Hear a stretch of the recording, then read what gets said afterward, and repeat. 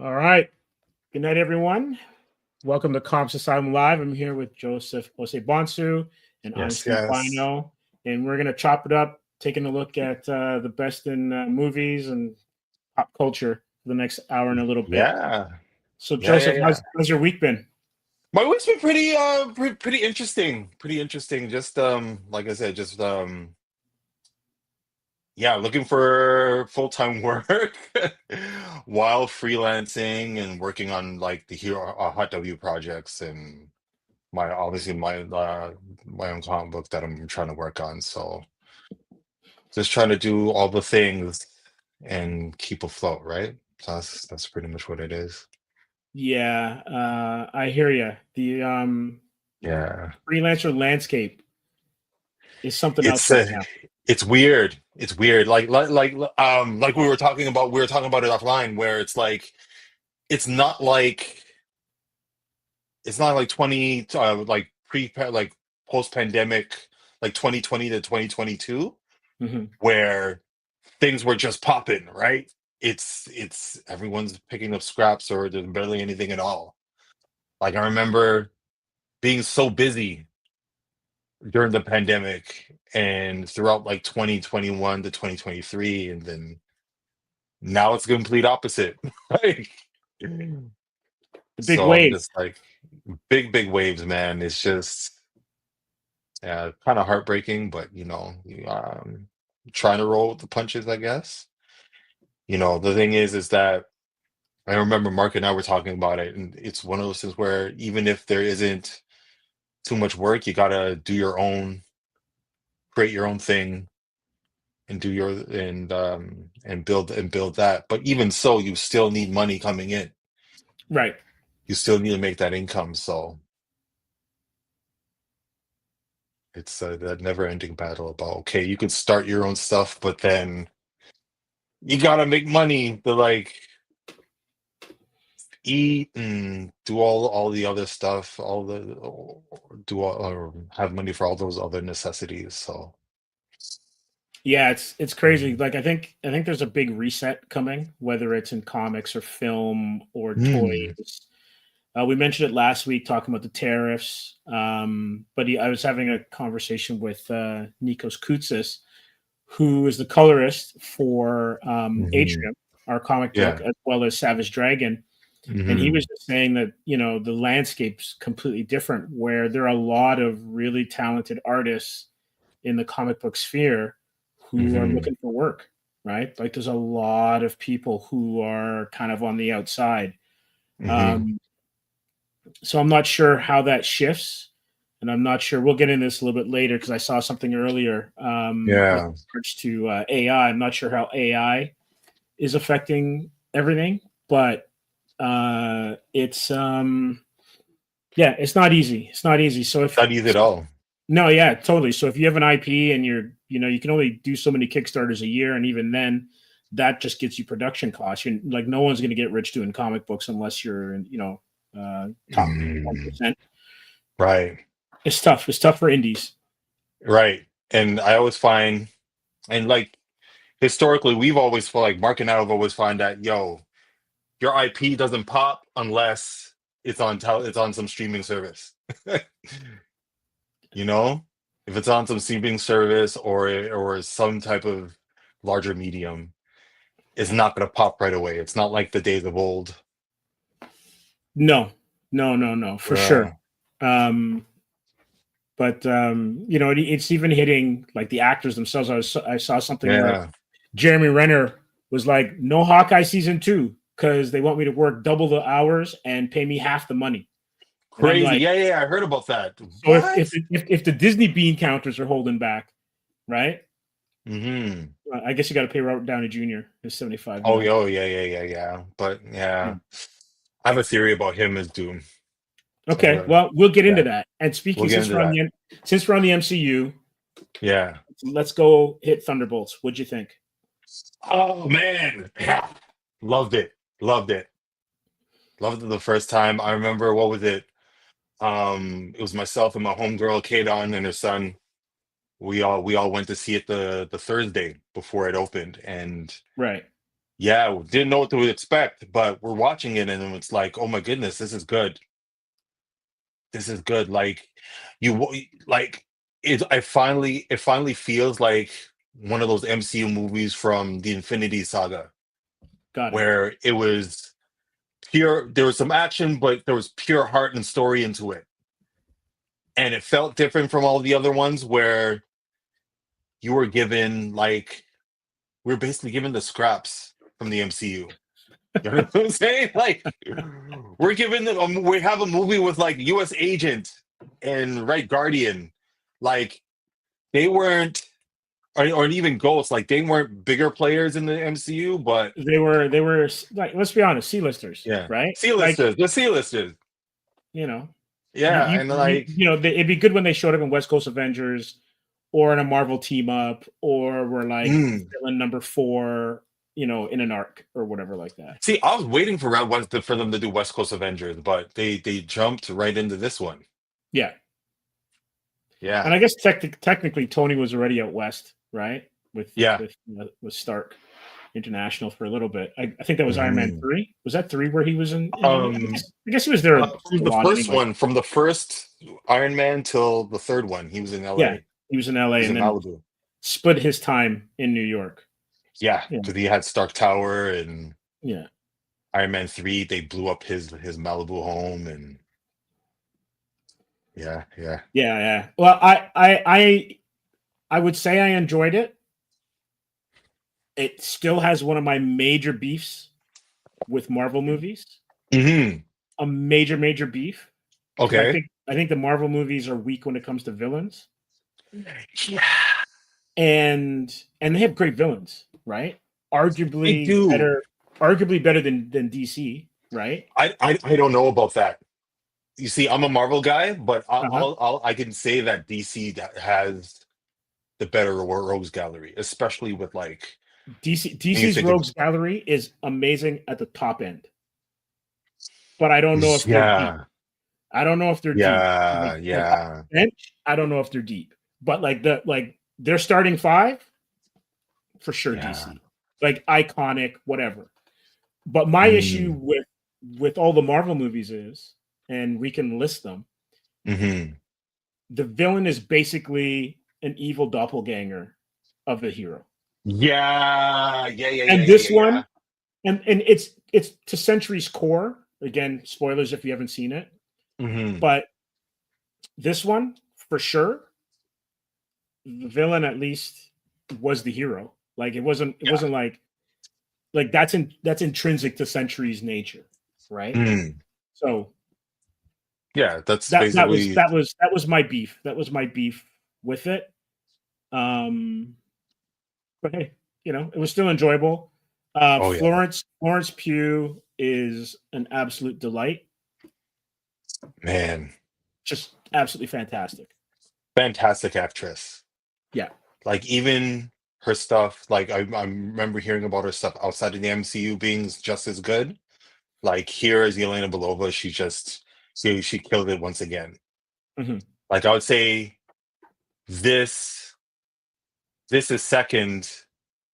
I liked her like second to this, or second to Hawkeye. I really liked her in this. Like I loved her in Hawkeye Right. when she appeared, like for the couple episodes that she appeared. But then this is just amazing. Her Yeah. dynamic with Haley Steinfeld is amazing. Oh yeah, That's that why was that's why hilarious. it works so well in Hawkeye. Yeah, the They whole play off each elevator other scene.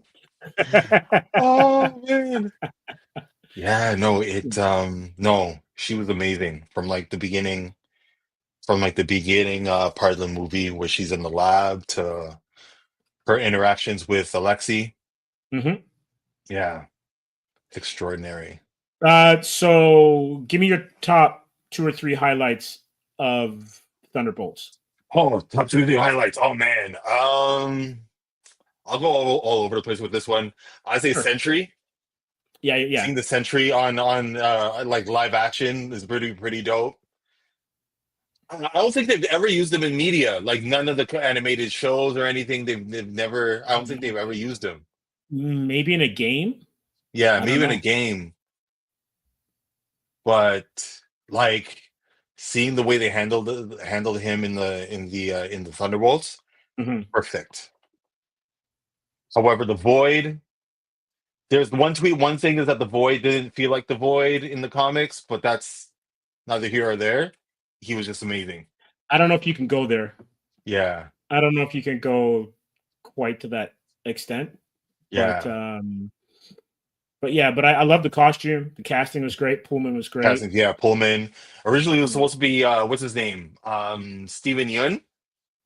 Oh, interesting. Yeah, Steven Yeun was supposed to be good That's right, and Sentry. he had to pull out of the production. He had to pull out. I forget why, but yeah, Wouldn't it have been interesting though if he was yeah, Sentry and then he's also invincible, and yeah, they're kind of similar power scale wise? yeah. Though Sentry has extra power sets Yes, than yes, Mark Grayson, but yes. yeah, no, But that but would the have but been the interesting. Superman archetype at the very least would have been very interesting that he Mm, would have been playing kind of like shades of the same character, yeah, that would have been interesting. same color scheme too. Oh yeah, because like the yellow and blue type of getup, and that would have Yeah, been pretty. That would have been interesting. yeah. No, He's a great Sentry, actor. He's a great actor. amazing So he actor. would have been fun. He would have been fun to see in it.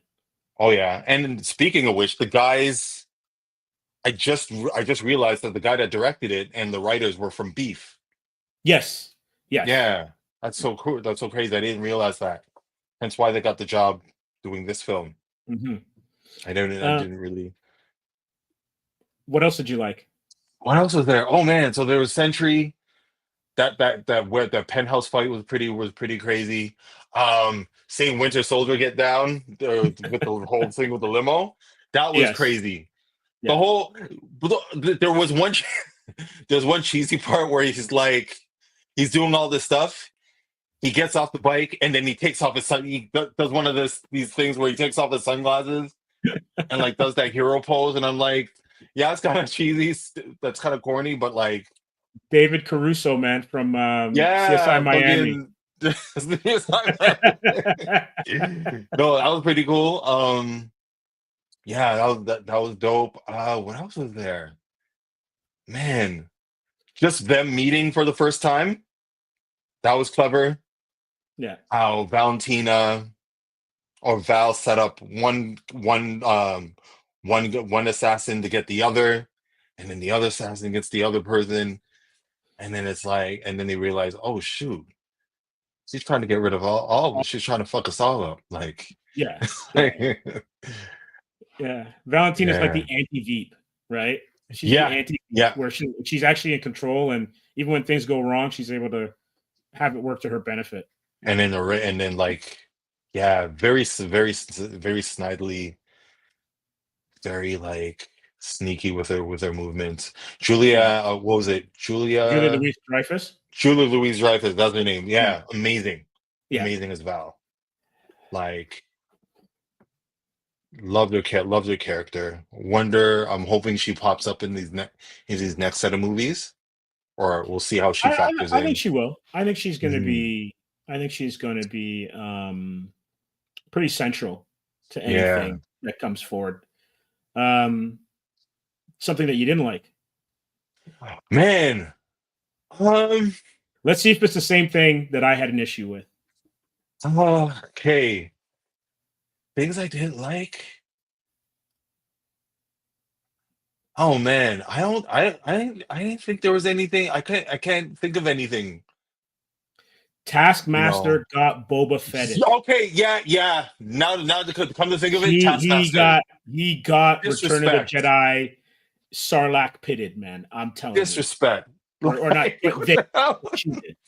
Yeah, Taskmaster got absolutely What? disrespected because I love Taskmaster from the comics. Such a dope character. Such a Like, dope character. And I was looking forward to see what they would do with her character, right? mhm. And spoiler You alert. just get, yeah, you just get in the head. Like, Yeah. what the fuck? Yeah, it was kind of like, really? But then you can kind of see the Yeah, like because she would have been I guess she would have been almost redundant with yeah, both Black Widow and Winter Soldier there. Hmm. because not a lot of power diversity on the Yeah, Thunderbolts slash New Avengers. because you have everybody's kind of like like a hand-to-hand combatant with like a shield or Yeah, some type of device. and three is it three or yeah three Three three super super soldiers, soldiers. including Yeah, Sentry. yeah. Because And then I'm assuming he has some sort of form of the serum in him. yeah, some enhanced version that gives Yeah. him like the powers that he has. I always thought with Sentry, Hmm. they gave him those powers. They gave him like the flight and the telekinesis and, and the super strength. But was he born with the void?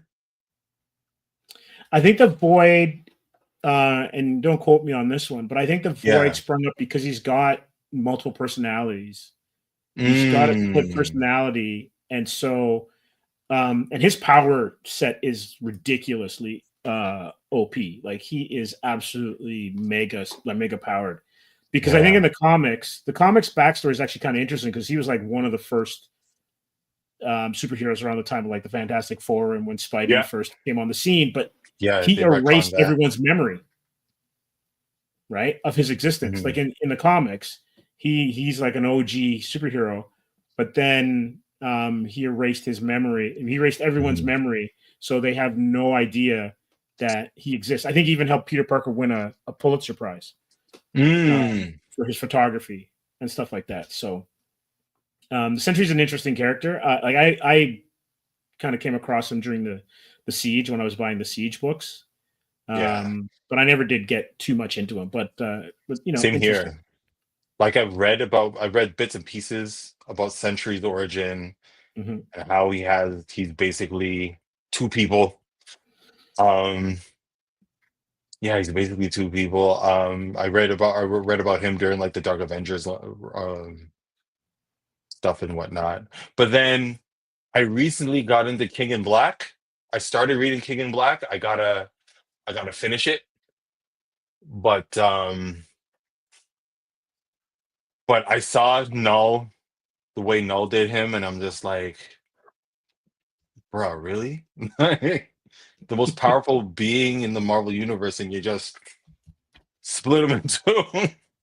Yeah, yeah, it was pretty crazy. Crazy. Does he We end up gotta, coming back?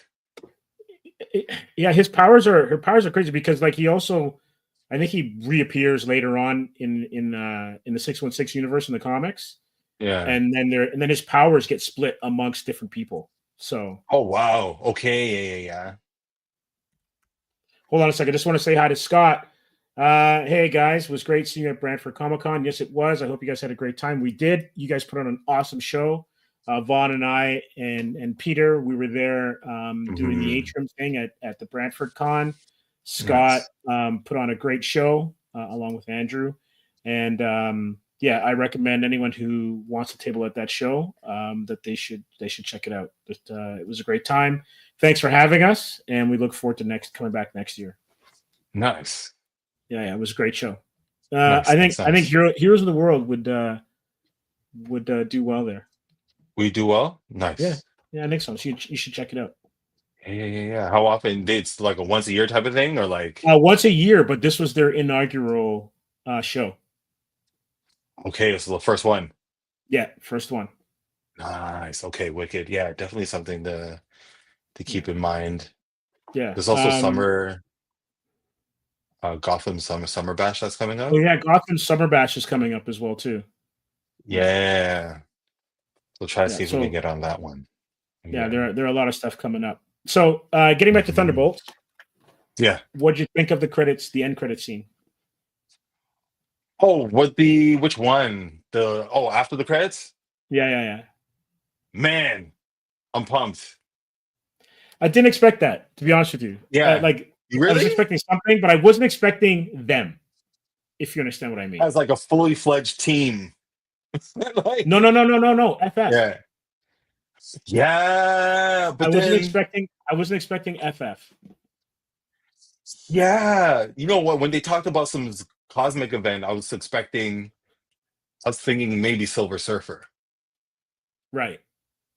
maybe not FF exactly, but like Silver Surfer coming through Some the sort of portal or anomaly, something. right? Right. Exactly. Hmm. But it's obviously the FF. Yeah, because it's And got the yeah. ship. They had the theme music, all that kind of stuff. And apparently the Russos filmed that whole bit. Oh, really? Yeah. Okay, I that's might be interesting. wrong, but yeah. But That's no, it's interesting. pretty that was pretty funny. Like they all had the matching costumes with like the friggin' that new A logo on the side of it. Well, they're the Avengers, right? So Right. Or yeah, the Avengers, the new Avengers, the new Avengers, right? right? And then you got like what was it? Sam Wilson is trying to sue. He's trying to sue for the name. Like, For infringement? Yeah. That's yeah. pretty funny. That's gonna Yeah, be interesting. I'm interested to see how they actually blend it. Like does this Mm. scene take place after Doomsday? Is it like where does it fit in the timeline? I'm interested. I think it's during Doomsday. I have a feeling 100's during Doomsday. Yeah. So they end up in our world because of the destruction of theirs. And I think, if I'm not mistaken, the destruction of their world might take place during Doomsday or Fantastic Four. Makes sense. Yeah. My only thing is because now we can go into your theory. My only thing is having Reed Richards not have Victor Von Doom as his lifelong arch enemy to me seems a That's little off. weird. It seems a little Yeah, off, you know. that's weird. But apparently, like after Secret Wars, they're gonna retcon a bunch of stuff. They're gonna soft reboot and retcon a bunch of stuff. So that Okay. might be the case afterwards. Um, I could go into my theory about RDJ's Doom. Absolutely.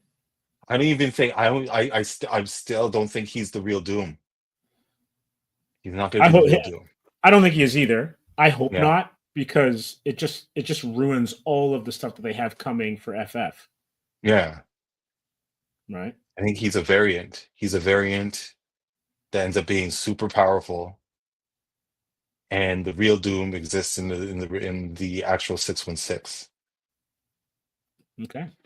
Yeah, That's a good theory. and it's played by a bigger even actor that's just as big as RDJ. Okay, and hopefully has some sort of tie to Reed when he gets there and they rewire the Yeah, timeline or whatever. for sure. Because one thing I know, what we know about Kevin Feige is he's a comic purist. Like he'll simplify, he'll change, tweak certain things, but he'll get like the thing. Right. He'll get the thing right. Yeah. Well, I'm hoping they do. Like, Hmm. since you have him as a variant, wouldn't it be hilarious if RDJ rips off his mask and Doctor Doom's actually Jonathan Majors? Mm. Rather than Kang. Oh yeah, because Kang, they always said that Kang and like Doom were similar. Well, Yeah, I'm not sure if there's any connection, but I think it would be yeah, absolute height of hilarity. yeah. That'd be so funny. Or at least one of the variants is like or like Nathaniel Richards slash Jonathan Majors character. Yes. So Yeah. that would be interesting. Who's Also, if technically related to Reed, isn't he? basically Yeah. he's a descendant or he's an ancestor of Reed Richards Descendant. or 'Cause descendant of Reed Yeah, Richards. because Kang's from the future and then goes And back and yeah, that's right, it that's right. becomes Ramatut and then he becomes a Immortus. He becomes a Mortis. Yeah. Do you think we'll see Jonathan Majors in any of the in Doomsday or Secret Wars? I can't see it. Just the I wanting to know. keep everything clean legally. Like any kind of Yeah, backlash. I can't see it. I could be wrong, you know. yeah. Kevin Spacey apparently is in a film again, so you know. Really? What? Yeah, I What? read it online somewhere. So anything's possible, but who knows? Yeah. But one thing Besides, Marvel knows what to do is like surprise people. So right. we'll most likely get that surprise. But Ant-Man beat Kang. So what how bad could he be? Yeah. He beat a Kang. I Yeah, I think. guess so. Yeah, Yeah, yeah. A Kang, but he shouldn't be able to be any Kang.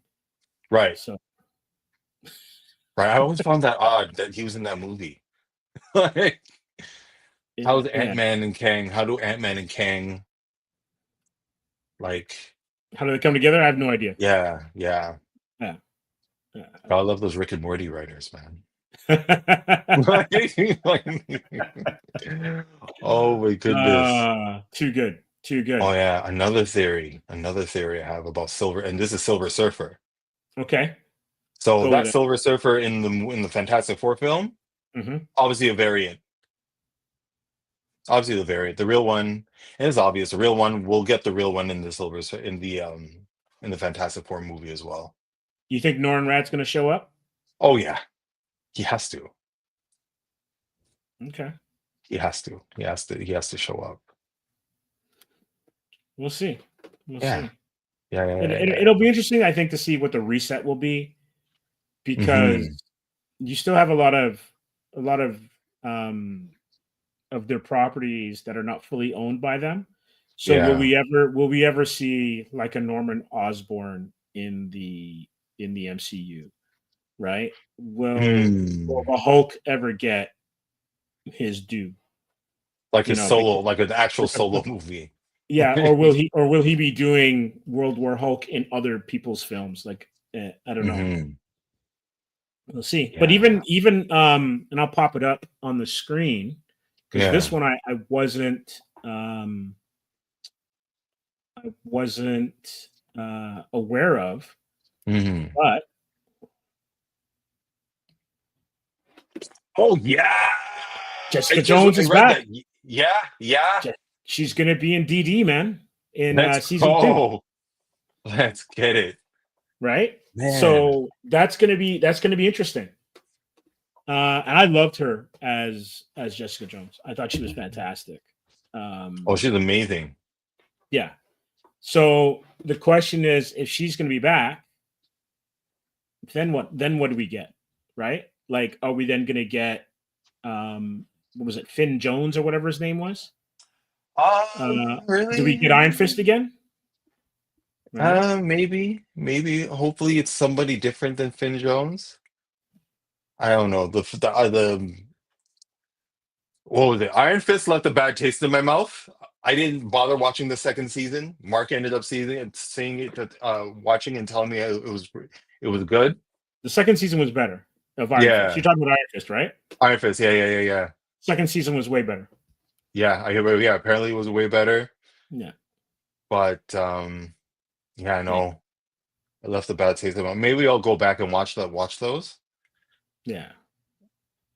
Yeah. No. Yeah. I think you can give it a. I think you can give it a shot. Yeah. Um. Yeah, but it looks like season 2 of Born Again.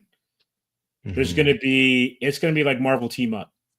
Yeah. So apparently, at the end, I think it was the last episode of this season of season 1, you got a little bit of the Spider-Man theme. So I don't know if Spider-Man showing up, but that is Mm. apparently the rumor. I don't know how they're going to fit in Tom Holland with that crazy schedule that he's got, but Well, unless he never takes his mask off and he only has to go in and do ADR, right? And they just have yeah. um, a double, like a stunt double, Well, do all the I stuff. heard I heard they can't use him in Disney Plus shows. Like they can't use the Spider-Man character. I I think don't it's, know. I I, think that's I part of the deal. perhaps unless they've come to some sort of agreement. Yeah. Yeah, no, it would suck. It like this type of story that they're going with, which is based off something in the it was something storyline in the comics. I forget what it's called, but it's where a lot of the New York heroes or like vigilantes get together in the thing Kingpin, but not Yeah, to have because Spider-Man there would be weird. Spider-Man, like the first gang war, like going back to like the Silver Age, that's all Yeah, Spidey, man, right? right. And if they want to send him back to basics, it'd be really good to have him do some of that stuff in Daredevil. Hmm. To So have we'll him see. as like the oh, is it Shadowland? Let's see. J-Man's here. Shadowland. That I think you're correct. I didn't get a chance to read it. Oh, and J-Man, I have to say, I loved your take on Superman today. Yeah, please check out J-Man's his channel. It's a great channel. He takes a look at old comics. Mhm. He checks out old shows like Wonder Woman, Mhm. and he broke down the Superman trailer today, and it was on Nice. point. And I also agree with you about the Lois part. Like, I get what they're going for because she's the tenacious reporter. I totally get it. Mhm. And we'll get to the Superman trailer a little bit later.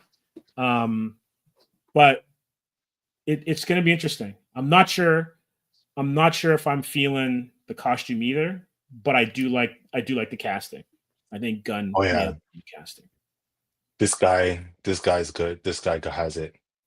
Yeah. This guy Speaking definitely of, has it. since J-Man's in the house, I'm going to bring that up. But whatchamacallit, he like I think it's kind of interesting. You know how usually we complain that there are too many villains in a Yeah, movie?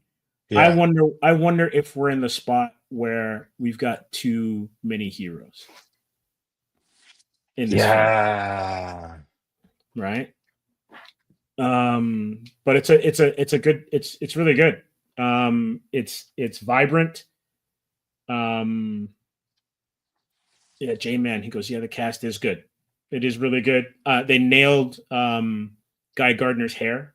Love it. Yeah, like straight out And the comics. I'm not sure if I caught this, and I'm not sure if I missed this on your recap, J-Man. But was Metamorpho making kryptonite in one of the scenes? I'm not sure. I'd play the trailer, but don't need the copyright strike. Yeah. uh, But it looks good.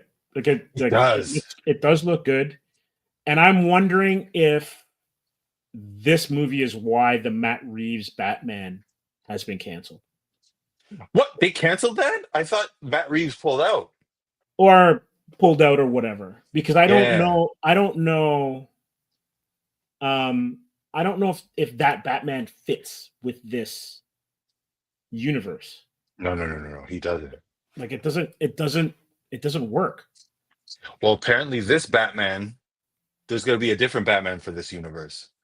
I can't, J-Man, I can't tell what Metamorpho was doing. Yeah. What does this say? I'm not a big fan of having this Presley. Well, I don't know. Like, I really don't know how it's gonna work. Mhm. But this looks good. Superman's fighting kaijus, man. Yeah. Listen, I love the fact that this feels like a Superman comic book, Yes. right? The first movie, like you think about the first like movie from '78, that felt sort of like a comic book slash space epic slash coming of age story, whatever. But it was still an amazing film. And then all the other stuff in between were just like subpar. They're just weird. What about Superman 2? Superman 2 was awesome. That to me, even though it's an Superman 2 was inferior awesome. film, Yeah. that to me is my favorite because it's the most comic book like. Yeah. People getting punched through billboards. Like, that never happened before. We'd never seen anything like that, Never seen anything. right? Fights in like downtown Metropolis and Yeah, throwing buses and stuff. Like, I don't even think right. they threw buses in the Avengers, to be honest with you, or the Hulk Oh, movie. uh, he just used cars as like They flip boxing gloves, I cars. They flip guess. cars on Yonge Street. For those Yeah. who don't know, it was filmed on Yonge Street here in Toronto Yeah. AKA Harlem. with the Sam the Record Man. There's no way there's a Right? Sam the Record Man in Harlem. That Right? was a big time record store here in Toronto. Oh man, classic. But Yeah. no, it feels like this time around, if you, I feel like James Gunn will nail it with this one. This will be the Superman movie, the one that we've been waiting for like since the '78 one. with Yeah, Christopher Reeves, yeah, right? Hawk Girl, Mister Terrific. Like, there's just, Yeah, and he Josh looks great. Gardner. Yeah, like Oh, it's almost like a Justice League movie. it's almost yeah, it feels like it. But Yeah. those three are they part? They all have a similar aesthetic. If you pay attention, like Oh, you mean the they all logo have that like they're wearing? yeah, the white jackets, the Yes. logo. Yeah. I'm not too big on or too up on what we'll call it, on what the organization is that they're working on. Yeah, I just know that Superman runs afoul of somebody because he gets arrested. yeah. And I think it's for stopping the war. That's part of what the trailer is about. Mm. Yeah. And then Lois Okay. kind of gives him the gears because he went Yeah, against the president. Yeah. that's So it's crazy. interesting. It's interesting. Yeah, Like hold on a second. J I was Man. reading Sorry, I that. meant to say that I don't like the present day real world politics in the movie. It's just like having Brainiac show up and fight him. Why is there questioning Superman's action in the first movie? Yeah. Well, yeah. And they're part of Mr. Terrific's team, hence the cool leather jackets. Oh, okay. Thanks for Got clearing it. that Got up. it. All right. Thank you. J Man is Superman fan extraordinaire. Like, he is a Yeah. Superman fan. So anything that you need to know about Superman, peeps, just check out J Man's channel or hit him up. He will be able to set you straight. Bet. Yeah, it's kind of interesting too because I get the real world politics, but I think when the Hmm. real world politics interfere with the machinations of a superhero story, then it gets clunky. Like, I think if you can Hmm. use some of the strife and the heroes come in and save it or solve it, it works. Hmm. Or if it causes them to think twice about stuff. But when it bogs down the story, I totally agree with you on that one. Because, Yeah, like, it is escapism, right? it's Like, true. I think that's one of the things that kind of bogged down the Avengers with the Sokovia Accords and stuff. It's like you just can't have all out battles because the sovereignty of every nation now comes into play, right? Hmm. But And that's one of the. with Sorry, go ahead. I think with the Sokovia Accords, it kind of that whole story spiced things up Yeah. with the Avengers. Yeah, But then it also stopped the kind of villains they can, or the kind of threats that they could um, yeah, kind of tackle, right? yeah. Definitely put a monkey wrench into the whole Thanos situation Hmm.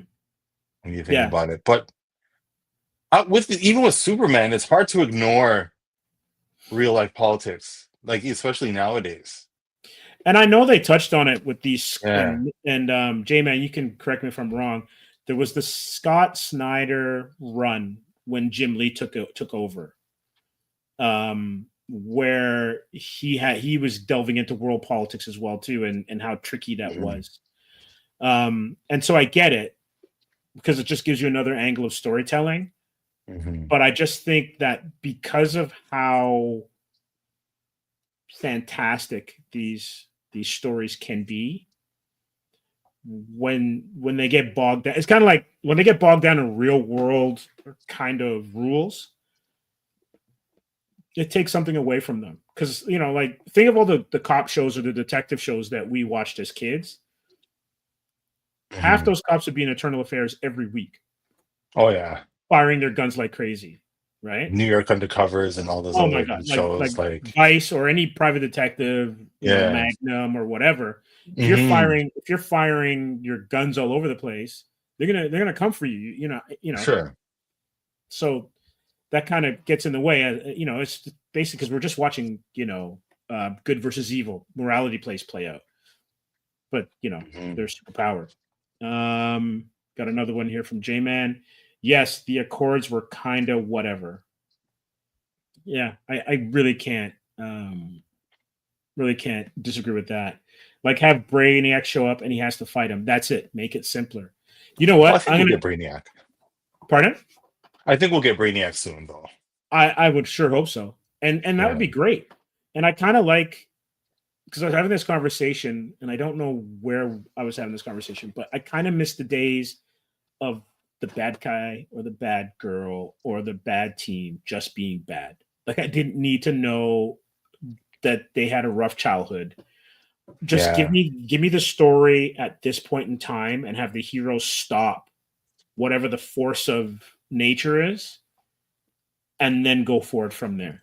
None of his You only have gray an hour and area a stuff. half, right? Yeah, I don't think. Right. Yeah, you only have an hour and a half, so make the villain really interesting. And I'm going to argue this. Like I know a lot of people younger than me will say no. I liked it when Darth Vader was not Anakin. When you knew he was Anakin, because yes, I'm your father, but he was just a force of nature, choking people across ships, just being a general badass. I didn't need to Right. know that, he was whinier than Luke, that he and Padme, I don't need to know about their Those prequels. about the like I don't need to know that. I just need to know the dude in black cape coming to cause trouble, right? That's it. J-Man, Magnum would be in jail. No facts. Absolute Right. fact. Right? Speeding, shooting out of his car, it's crazy. Pulling all the stunts he would pull every week, stealing helicopters and shit. Yeah. J-Man, yes, bad guys are bad. That's it. This isn't Criminal Minds. I agree about Vader. And he agrees about Vader. Yeah. Yeah. You know what? I'll give you. Let's go back to Jessica Jones. Yeah. Jessica Jones, I was loving that. That's I think it was the first season when Purple Man showed up. Purple Man. Great. Purple Man's great. I did not need that episode where we learned about Purple Man's past. I didn't like. To me, it was just a filler episode. I don't care. He's a bad guy. He's a bad guy who does bad things. I don't need to have empathy for him.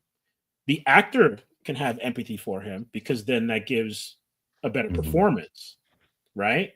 Yeah. Or drop hints, but you don't need a full episode. I think you would need a bit of an origin story.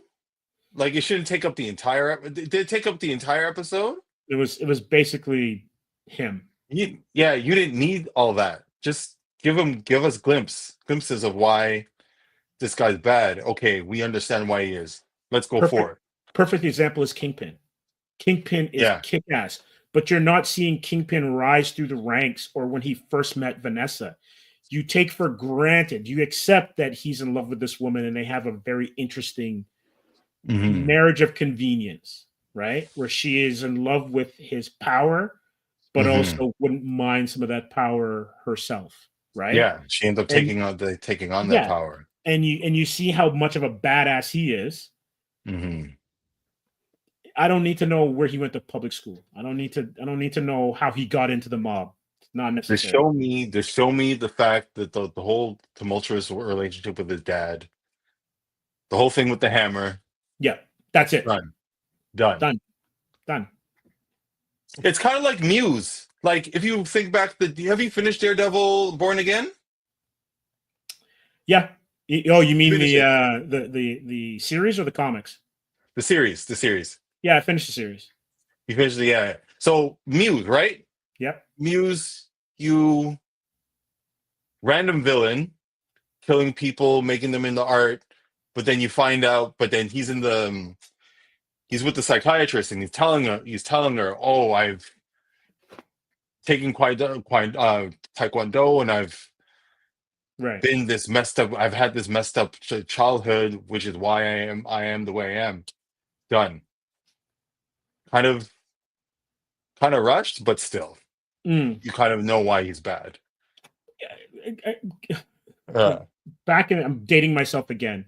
There was a villain called Sin Eater, right? Who's basically going around Spider-Man. From Spider-Man. Yeah, and he was killing everybody, right? Usually it's like low-rank villains.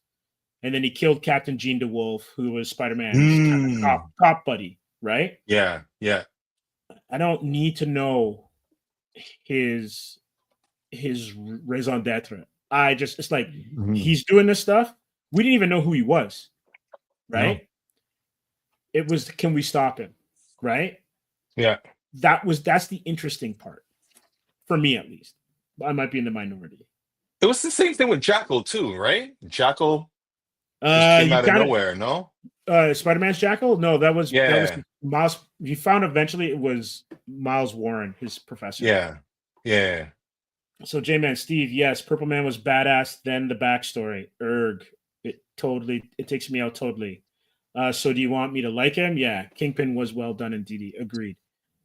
That's the Yeah, thing with Marvel's villains is that why they want everybody to be likable in these films.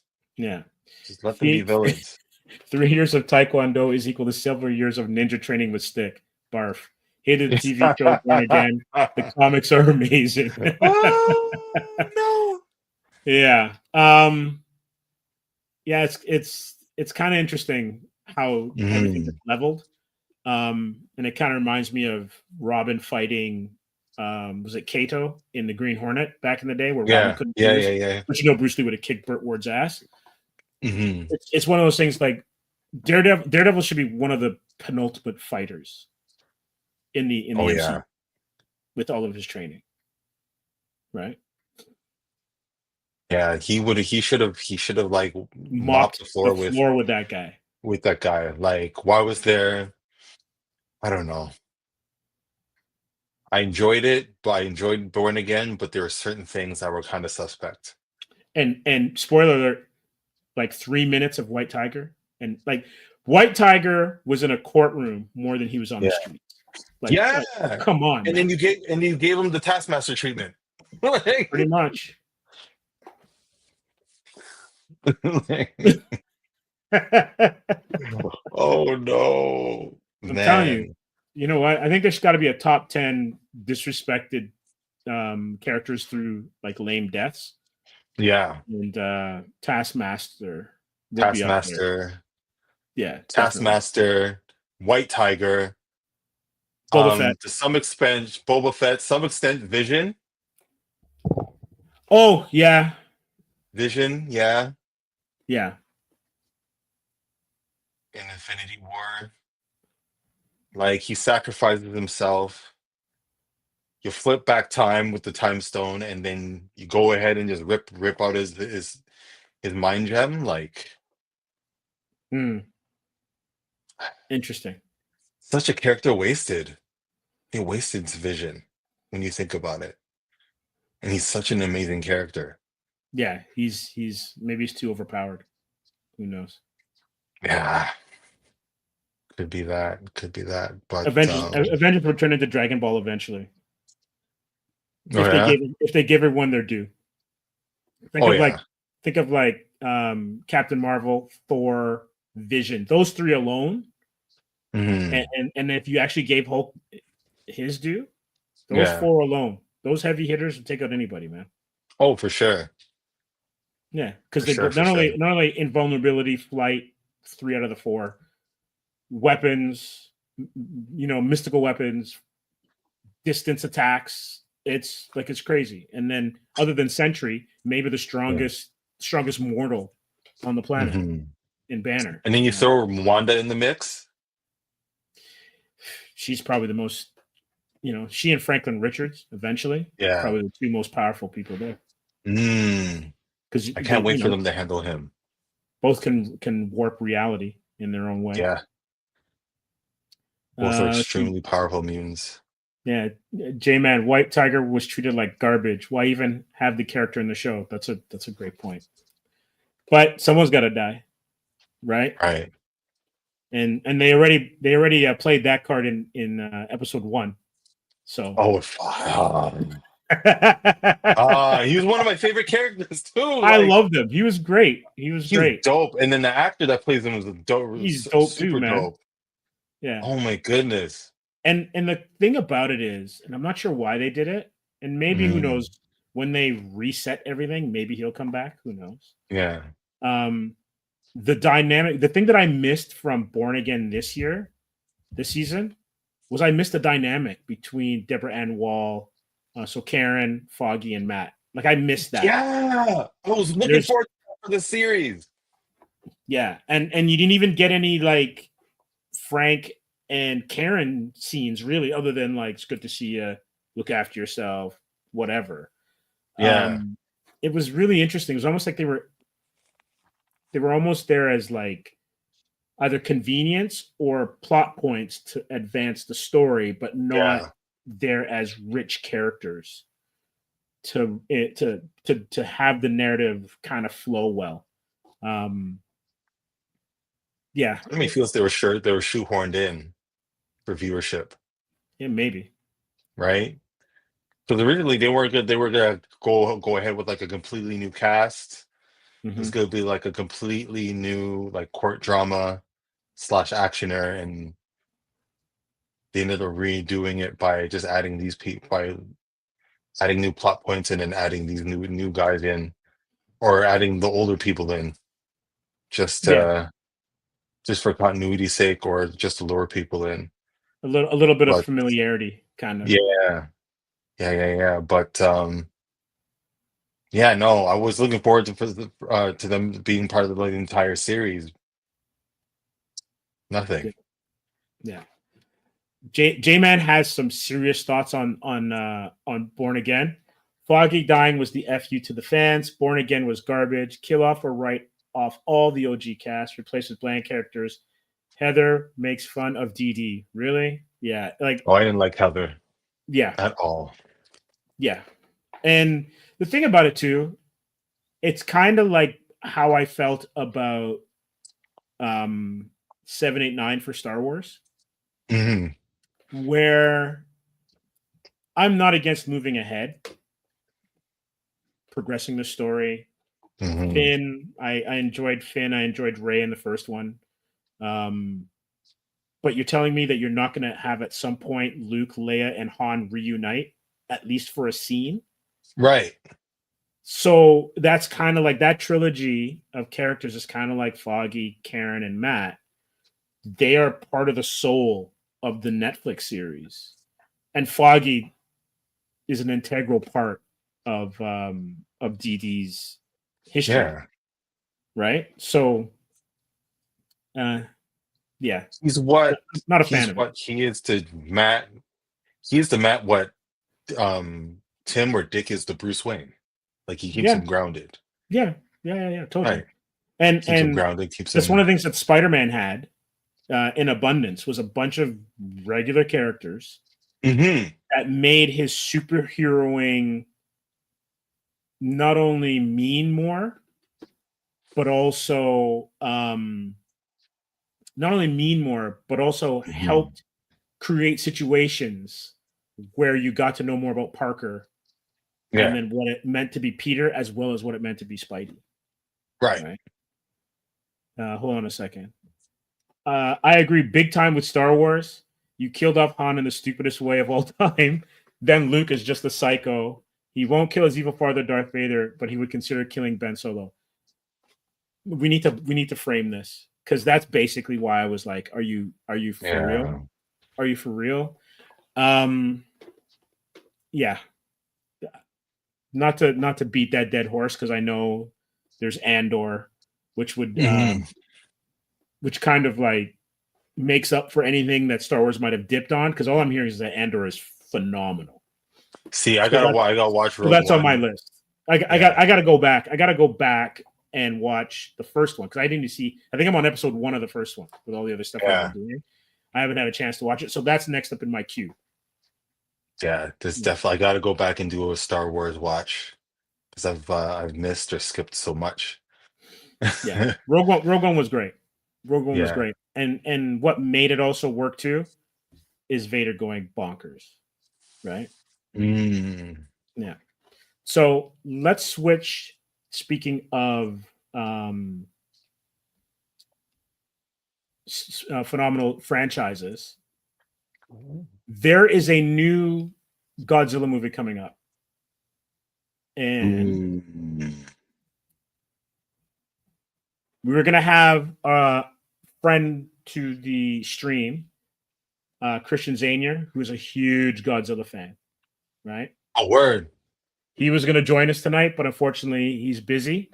Um, but it looks like we are gonna get some extraterrestrial action in the next Godzilla movie in 2027. Ooh, they're gonna fight So aliens. Godzilla X Kong Supernova. just released a trailer, a little teaser, Yeah. and we might get Space Godzilla. Is Maybe. that a thing? Yes. It's possible that that could be the villain, Yeah. but it could be another villain, like a major villain from Godzilla's past. What are your thoughts um, on the Legendary series? On Legendary series? Yeah, it's Yeah. funny. I've never been a Godzilla guy. I do like how they look, like based off trailers. Like, thank goodness it doesn't look like the friggin' '90s one. I think that was my exposure. Well, besides the few of the older Godzilla movies that used to come on like CHCH late at night. But like, what do you mean? You remember yeah, they used to come on like CHCH or like one of those shows. They used to show like the older Godzilla movies. But like, other than that, I was exposed to the '90s one, the one directed by Ronald Emmerich. Right. Yeah, Yeah. so that was the No. one I was. The Toho stuff, the Legendary stuff. That's Yeah, that's my that's stuff. that's king. That's amazing, but it might actually not be Space Godzilla. Hmm. It might be another one. One of like, and I love this character as well too. And Hmm. Jay, you can pop it on this. Gigan. Oh. Like if they have both of them in this movie, that so Kong and Godzilla each have someone to go at, then this could be a lot of fun. This Vegan. could really be a lot of fun. So he says, I own and have seen every Godzilla movie. I have them all on VHS and DVD and Blu-ray. And I have Gamera and Ultraman and Mothra movies. So yeah, I'm hyped. Space G is one of my best kaiju. And then he says that Gigan is number one. I have toys of 2 of those images. Nice. And like me personally, like I've been a Godzilla stan for a long time. Remember when Shogun Warriors were big? Oh yeah, yeah, yeah. I had the, I don't know, 14-inch Godzilla where the arm would shoot out. That was one of my toys when I was a kid. And I'm totally looking forward. I'm totally looking forward to these movies. I'm just Googling Space Godzilla. So Uh-huh. that's what he. Oh my goodness, He's that's dope, eh? crazy. He's That's so dope. crazy. So he's another variation of Godzilla, or like, Yes. So J-Man, you can help me on this, but yeah. Space Godzilla was Space Godzilla in a black hole or something like that?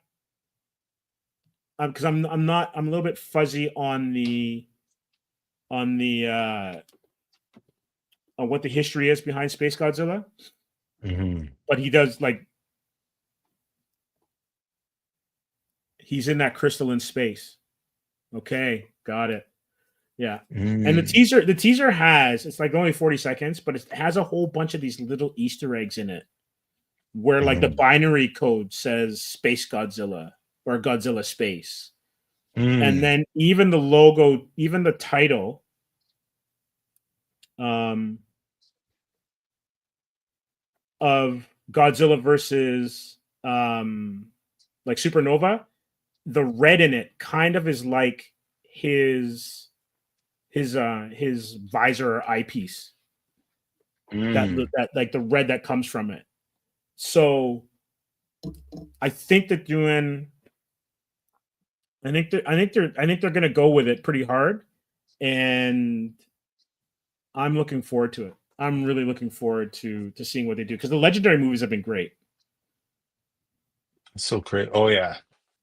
So Yeah. from what I've seen, like they were been able to nail down the original look of Godzilla, look and feel of like the Japanese films, but add their own spin to it, which was pretty cool.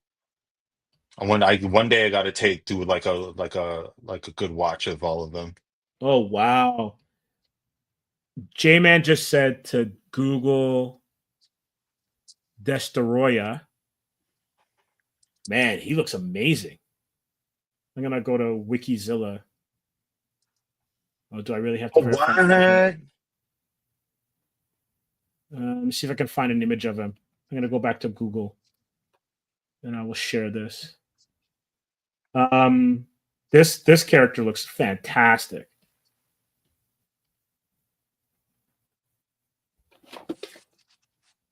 That's boss. Yeah.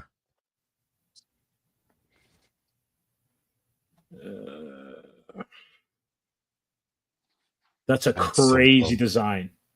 That is amazing. Let me see. I'm gonna stop sharing this one. I got a better version of it. There we go. Take a look at this. Do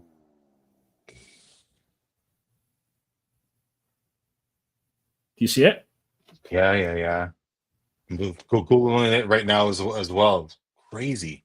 That's pretty So crazy. he's just it's Godzilla, but like possessed, demon possessed.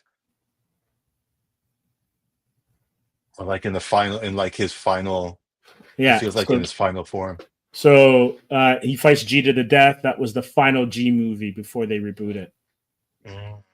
It looks like something you would get out of like one of the best horror animes. Yeah. And look who's joining us. We have got Hey, what's up? Yay! What's going on, Brother, boys? how you doing? What up? Not too bad. A lot of things going on in the world, particularly in my neck of the woods.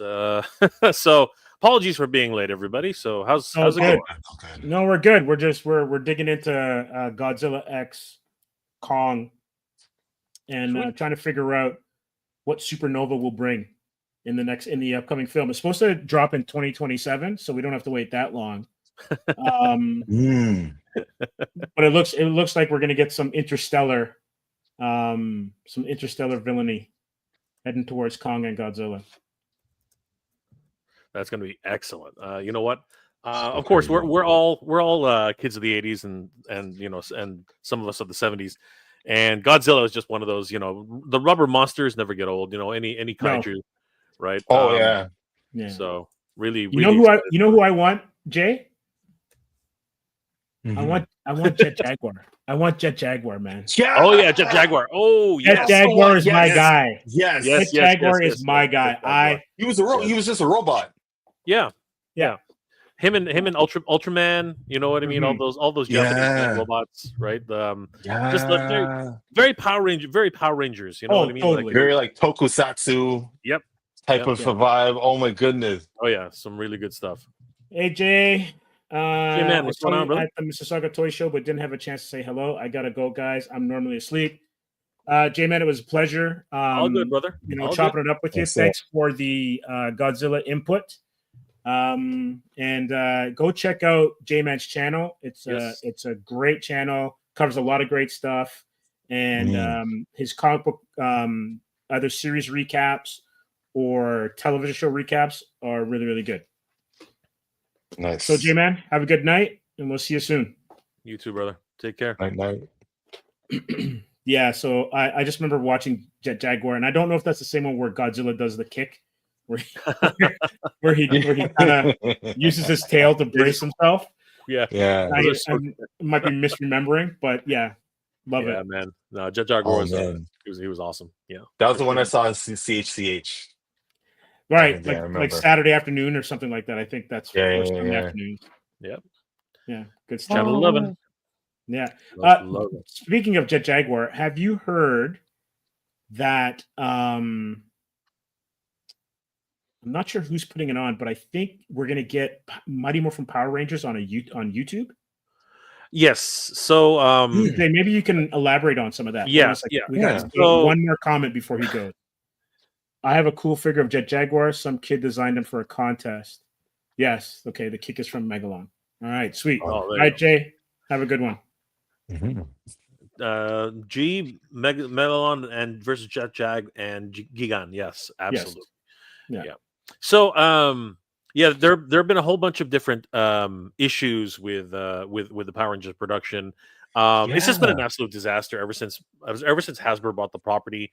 Several years ago, they have mismanaged the whole Power Rangers brand. It's coming close to a decade now, and it really just was an absolute mess. They were trying everything because we're talking about a toy company who wants to be a media company who has no idea what they're doing in media. Like it was just an absolute travesty. They had a couple of they obviously with Transformers and a couple of other big international hits. They thought we can become a production company, right? Yeah, far from it. You know what I mean? Like Battleship was an absolute failure. You know what I mean? Let's not talk about GI Joe. That was yeah, but you know what? I didn't mind GI Joe for the effort, right? I think the second GI Joe was not too terrible. The first GI Joe was kind of like didn't really know what they were doing, right? But I think I dare say, and people are probably going to berate me for this, but I dare say that The Rock did an okay job. You know what I mean? It was not terrible, right? Seeing what was it called? Shoot, he's got Alzheimer's now. What was his name? Bruce Willis. Yeah, Bruce Willis. Right. Seeing him as like General Hawk, you know what I mean, was okay. You know what I mean? Like the first GI Joe, right? Like that kind of thing. It wasn't totally. It has flashes of brilliance, but they just have no idea what to do with Power Rangers. You know what I mean? They're now, as you said, doing a web series, right? So they're trying something completely different. And I wish them all the best, but they still they're just torn between two different worlds. They want to create a brand new team, a brand new identity. But the problem is that if you don't have the Japanese connection, it's probably not. It doesn't have the same. Doesn't make sense. You know what I mean? It doesn't have the same magic. It's just Joe. Go ahead. I think I'm a huge Power Rangers guy, huge Super Sentai. So me hearing about this is just like Hasbro really like. I don't know, with the Power Ranger thing. If it ain't broke, don't fix it. You know what I'm saying? They were doing so well with using the Japanese footage and integrating it with the American footage. Yeah, it was working so well for them for so many years. Yeah, why turn away from that? Yeah, it's crazy because after Saban sold it to Disney, right? Mm-hmm. Disney ran with it for a couple of years. It was kind of up and down, right? And they did an amazing job with that, actually. Yeah, and then Saban took it back, and again, it was like just in time for the all Red Thunder, the freaking all the Red Power Rangers coming together for that one episode. It was great, right? And then their anniversaries have been kind of lackluster. You know what I mean? It's just been a sad existence for Power Rangers. And the thing is that luckily in Japan it still keeps going and it's got its own identity, and we don't have to worry about that. It's right? better in Japan, actually. It is so much so, right? But you know what?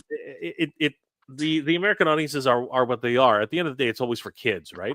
But the toys are arguably the toys are still one of those things where they're so much better in Japan. I'm sorry, it's just much better. So much better in Japan, right? Bandai does them. Yes, oftentimes, right? But now because of Hasbro owning the whole thing in North America, they can't do it here. You know what I mean? They will have their own licenses in Japan, but it's just terrible. We can't it's really running crazy. And the worst thing about that is they're recreating toys in what they would like to see it as, but it's not necessarily what everyone wants. It's not necessarily what the Power Ranger fans want. So I mean, they got good ideas, but it's crazy to me. Like, okay, like Jay or Steve, there's so many other Sentai shows in Japan that Hasbro and Saban skipped over. Yep. Which is nuts, because you could have sold so much merchandise with these properties. There's one Sentai show in Japan which is based off trains, where the motif is like railroads and trains. Amazing. You can do so much stuff with that. There's also one with like pixelated, like there's an anime-based one with like a pixelated Megazord. Amazing stuff. Like crazy shit. But Is it they're is it a sitting on failure this of stuff. imagination of the No, it can't execs be. in North America? Oh, in North America. No, I don't think so. I think it's just I think, you know, if I really had to, I don't want to I don't want to just, you know, try and narrow it down to a singular you know, singular icon you know, issue. I don't want to narrow it down to a singular issue. But I do think that um you know, the first with Hasbro, they were trying to take command and trying to figure out what they could do. Again, it's their property now, right? But when they finally started realizing, yeah, we don't know what we're doing, so now they're trying to actually carve out an identity for themselves with a brand new, you know, web series. But the problem is that it's always going to be about direction. It's always going to be about the spirit of Power Rangers. And the thing is that, as Joe mentioned, why change something? Why break it? Why fix something that's not broken? I mean, like it just works too well. Like It's been working for years. the Japanese have been doing this forever. They've been doing it forever. You know what I mean? And Yeah. we have, like, you know, the Saban, Disney, Hasbro, they've all been riding on the coattails of a great property. And the thing is that they just no longer you know, either care or even want to give it its due. And that's a shame. That's a damn shame. Part of me feels that there's some type of territorialism Yeah. with probably. like Hasbro, like it's like, oh, now we have Power Rangers, we don't really need the Japanese influence. Let's make our own. Let's make it American. Like, no, it doesn't make sense. The whole reason why it works is because you use, like I said, you use the Japanese footage. You have the different characters, the different colors from the in the martial arts aspect of it works, blends with it well. Like, Also, too, wouldn't it be just cost effective to just keep the Japanese? yeah, that's why Saban did it in the first place.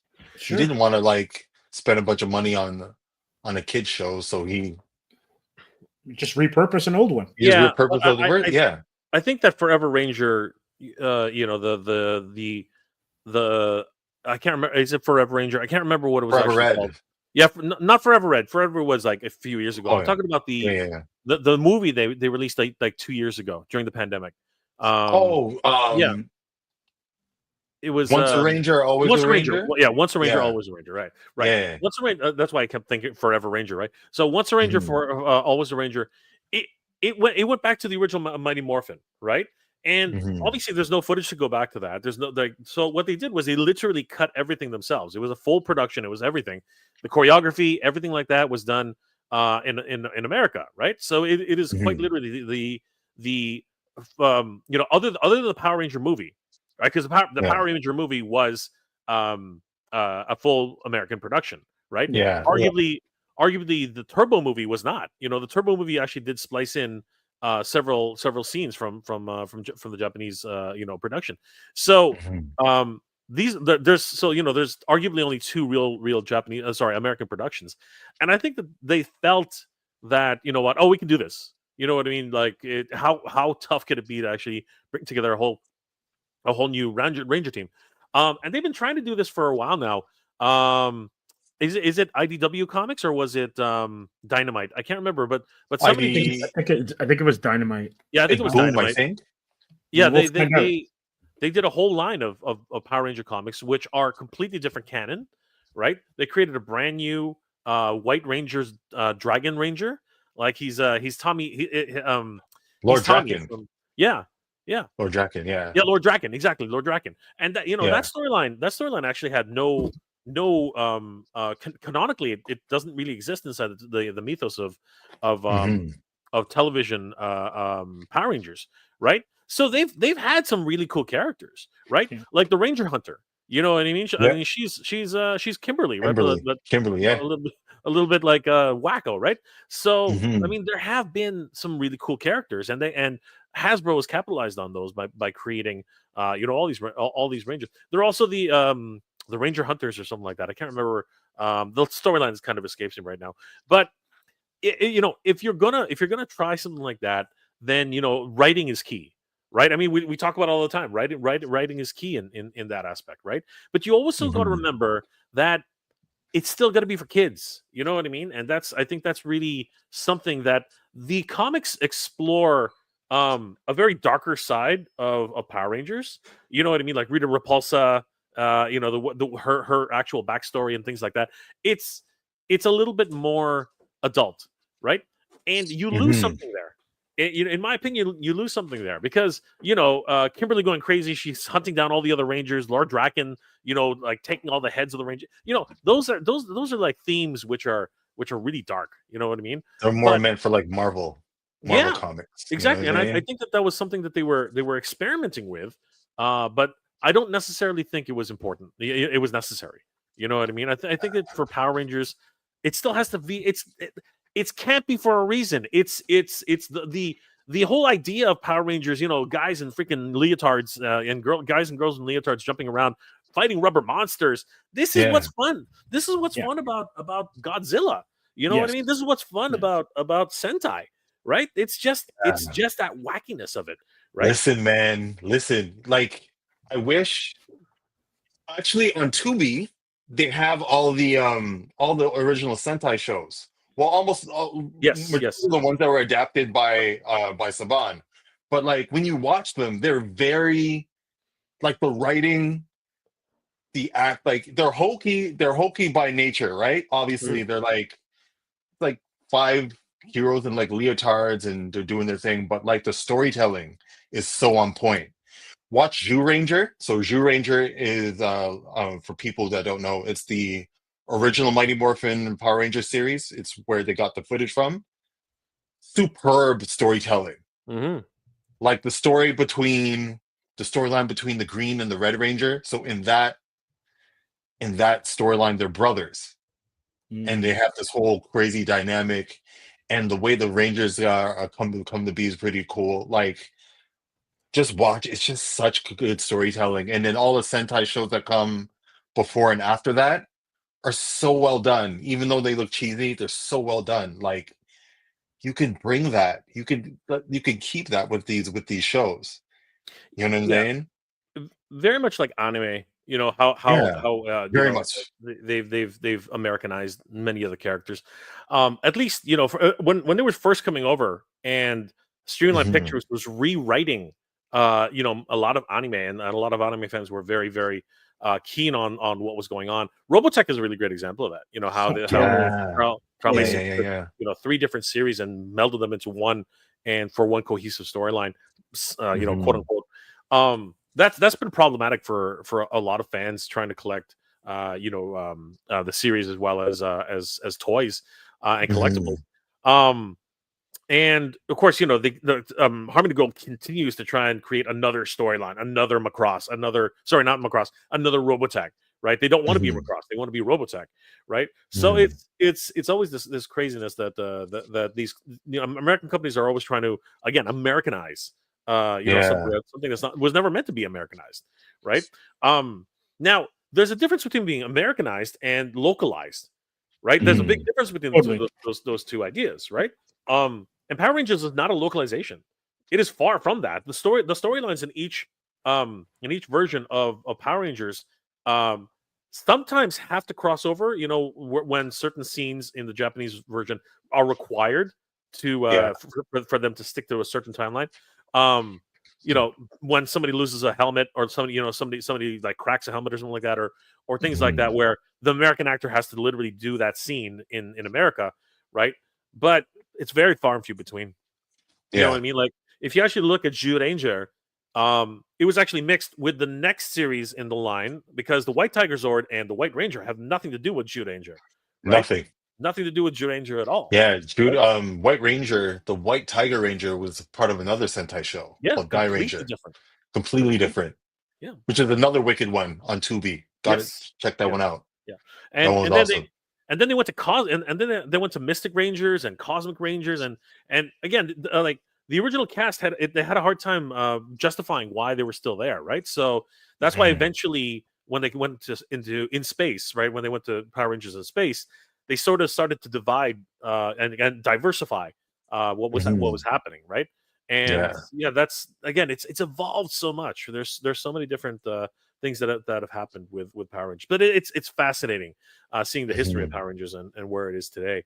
But a web series for me, it's a sign of the times because they are not really they're not confident to put this on TV, right? Because of what happened with the previous Power Rangers, like it was a Dino Ranger. It was like the one on Netflix, Dino Charge. Yeah, Dino Charge. That's right. Yeah. Exactly.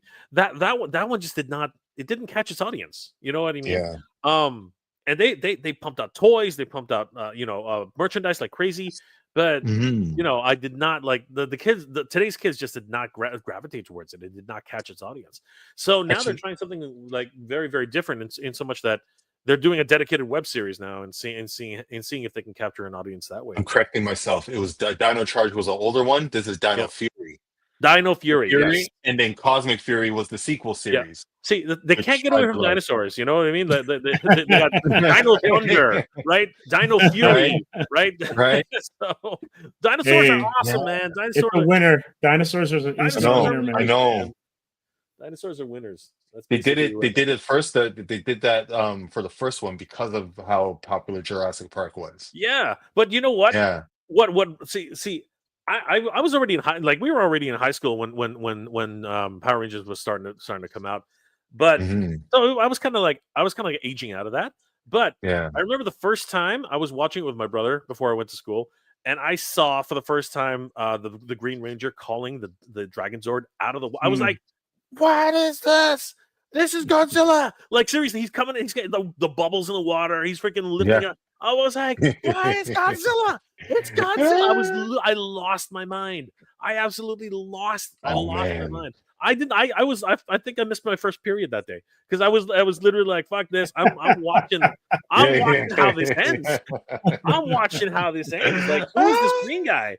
Who is this green guy? Easily. Why has he got a flute? How the hell does he play a flute with a mask on his head? I had so many questions. Oh, yeah.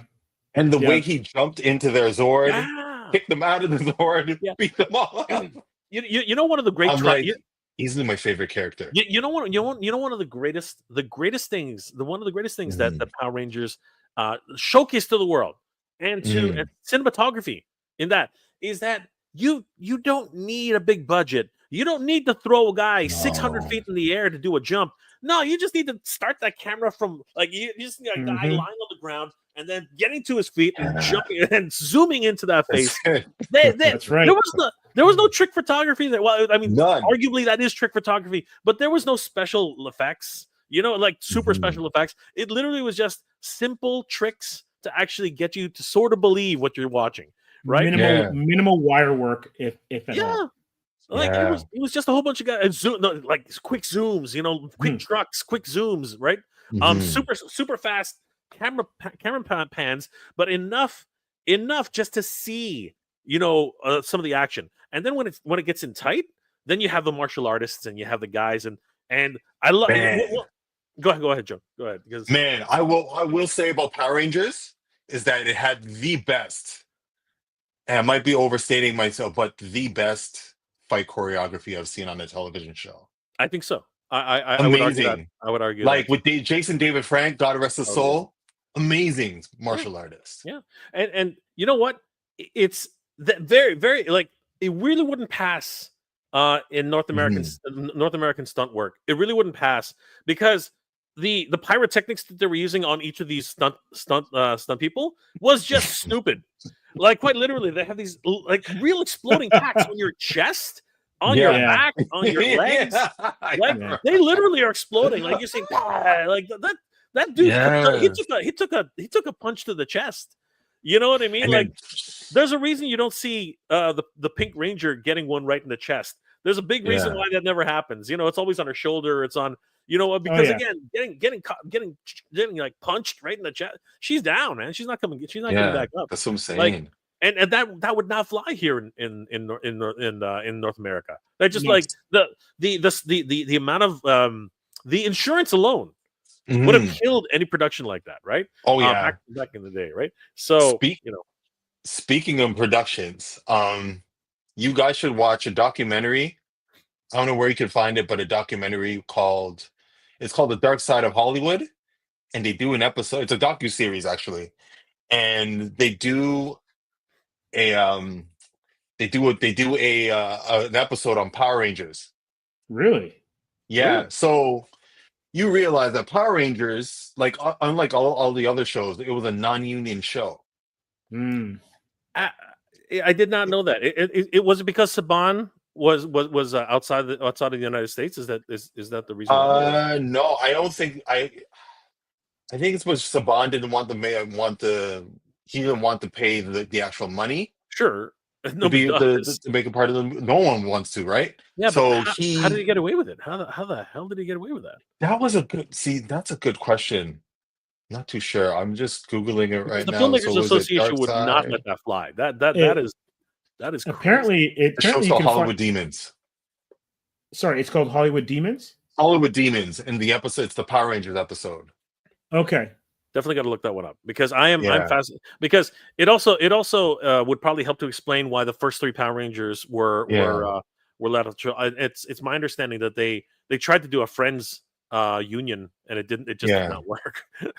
It just sort of no, you're gone. Saban basically said Mhm. you're It's expendable. on Prime. It's on Prime. Yeah, You it's can on get it on Prime. Prime, Oh, and I will it's episode definitely be 3. watching that one. That one Yeah, sounds definitely like got to give that one a watch. Yeah, that sounds like a fascinating. Dave Yeah, said no, it mention was has non-union. joined it.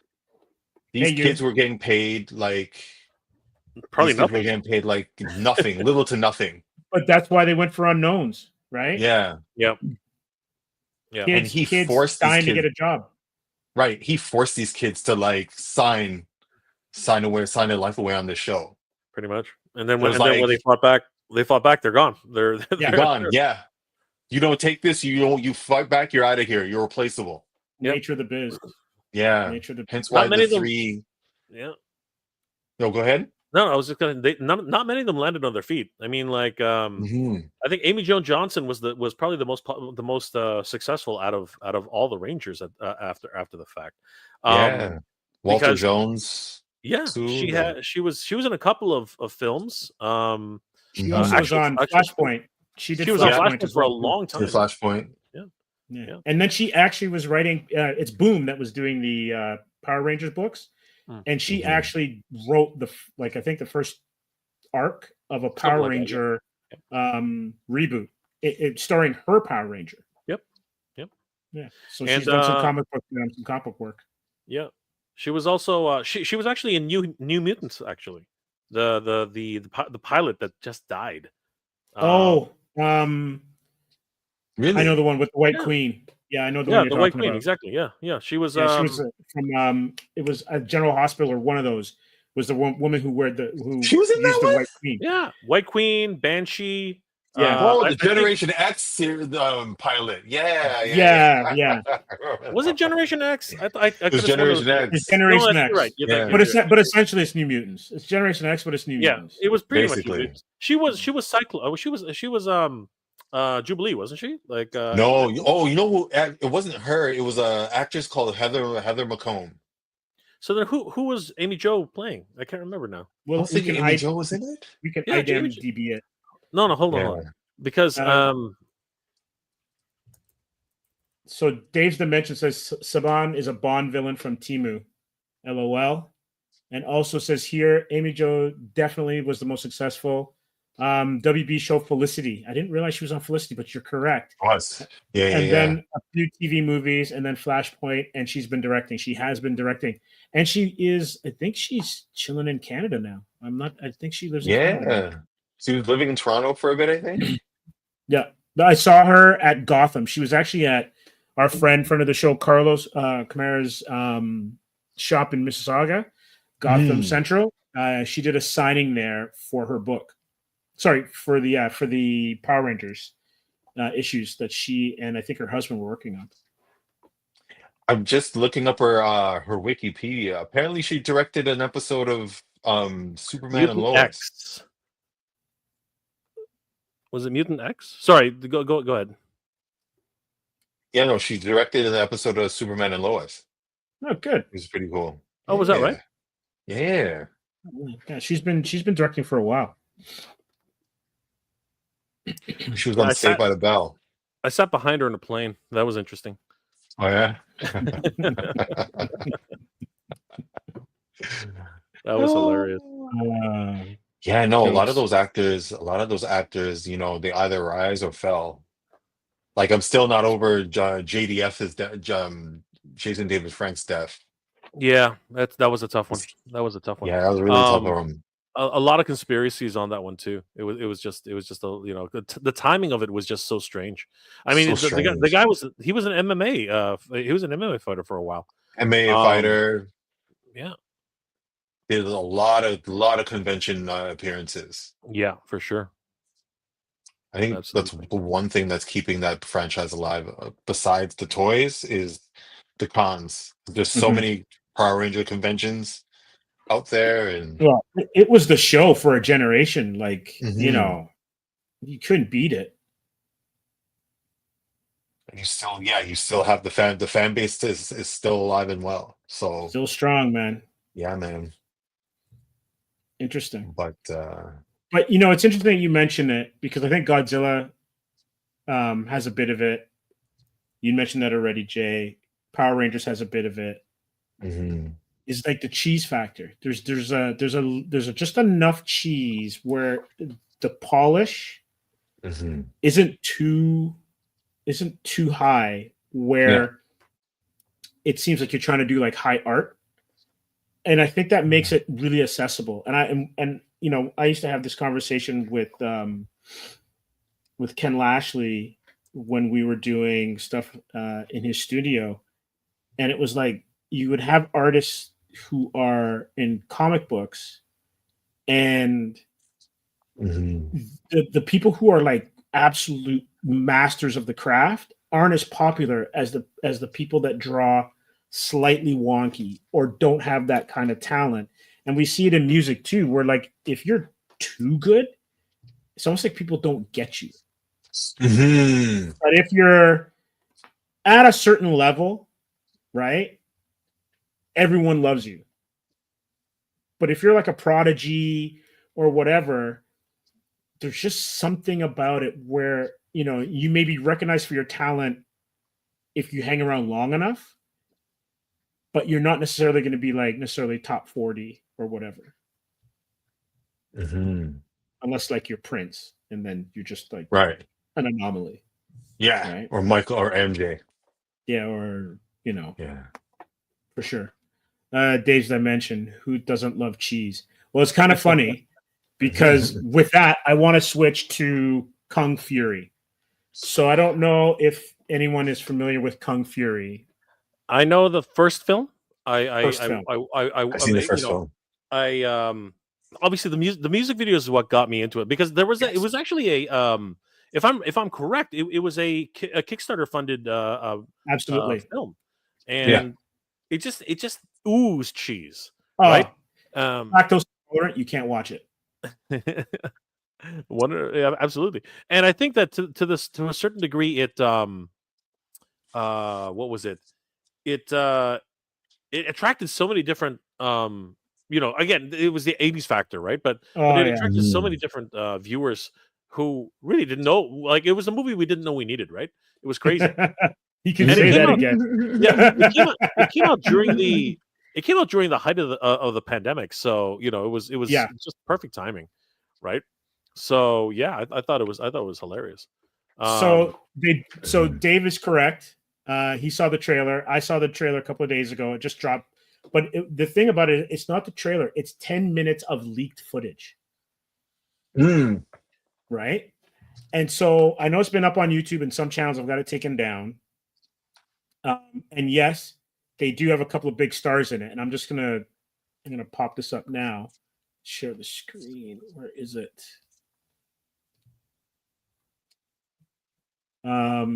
So Oh yeah. Arnold and Michael Fassbender kill Yeah. Nazis in crazy leaked sizzle reel. And this is it's 10 minutes of absolute mayhem. It's like a little bit of Power Rangers, a little bit of Teenage Mutant Ninja Turtles, a little bit of Kung Fury, like a whole lot of 80s. And Fassbender absolutely dives into this with both feet. It is an absolutely hilarious a little bit of a movie, but I think it's been like 10. I think it's been 5 years, right? So the first footage from director David Sandberg's Kung Fury, the movie, also known as Kung Fury 2, has found its way online via a 10-minute leaked sizzle reel. And this might just be one of the most gloriously insane things you'll ever likely to watch. The retro action sci-fi comedy has been stuck in limbo since production was forced to shut down 5 years ago after a lawsuit between the producers and the film's Chinese investors, Creasun. In late 2020, Creasun Entertainment USA was accused of refusing to come up with the $10 million it promised, effectively bringing the movie to a screeching halt. This was an internal promo video that was never supposed to be seen by the public. I feel bad because it contains a bunch of plot points and temporary VFX, Sandberg told Variety in a statement. I hope at least people can see the passion that we poured into the movie. The world deserves to see it as it was meant to be seen. This movie has been held hostage for the past 5 years, but I promise to keep fighting for it and make sure this film gets the chance it truly deserves. And so it is here on X, and it is bonkers. It is absolutely bonkers. I want to see this movie. This movie has to come to market. That's all I can tell you. Mhm. It's crazy. Yeah. Fassbender and Arnold, absolutely. And then Dave's Dimension, but it's the mayhem we love and crave. It's pure insanity. And let me tell you, it plays on every trope. There's even a tinge of, I don't know, if you're of a certain vintage, there's a show called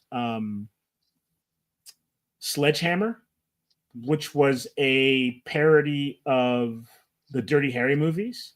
So ultra violent, but absolutely ultra macho.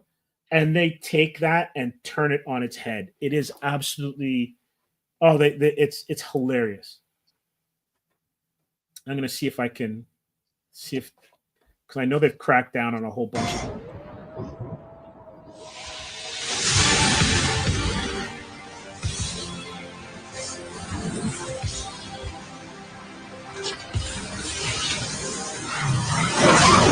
In a city overrun with crime, in a time ruled by chaos, What the hell?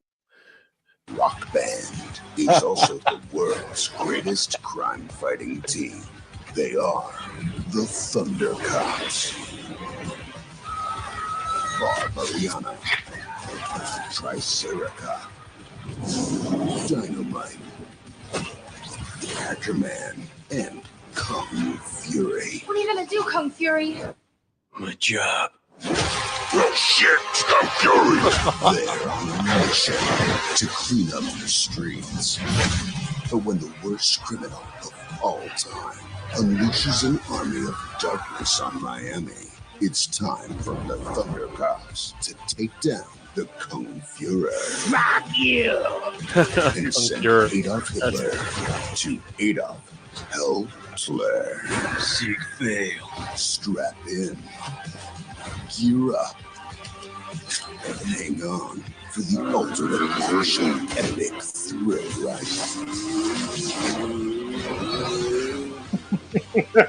Kung Fury, the movie.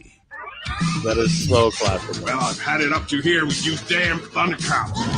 All this Nazi fighting is a waste of my goddamn time. Lucky for you, the President of the United States, he disagrees. So, it's giving your task force a new leader.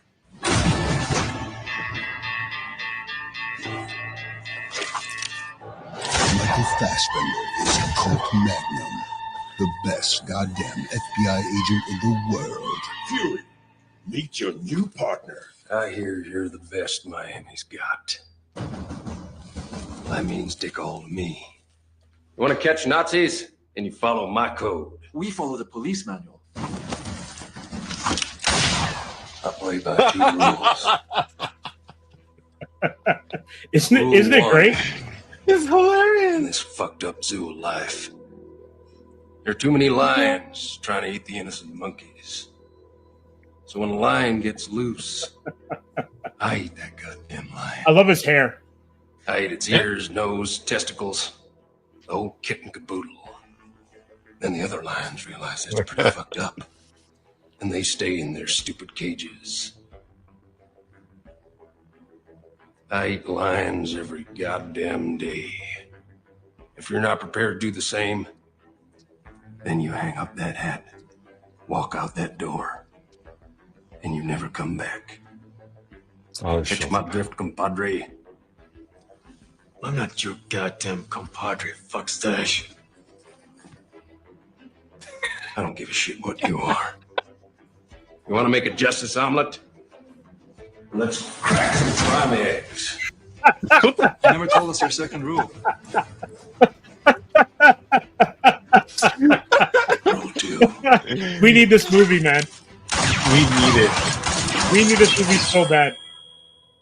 Stay out of my way. One is a no bullshit renegade FBI agent. The other is a no bullshit renegade cop. They may not see eye to eye, but when push comes to shove, they have each other's back. The fuck is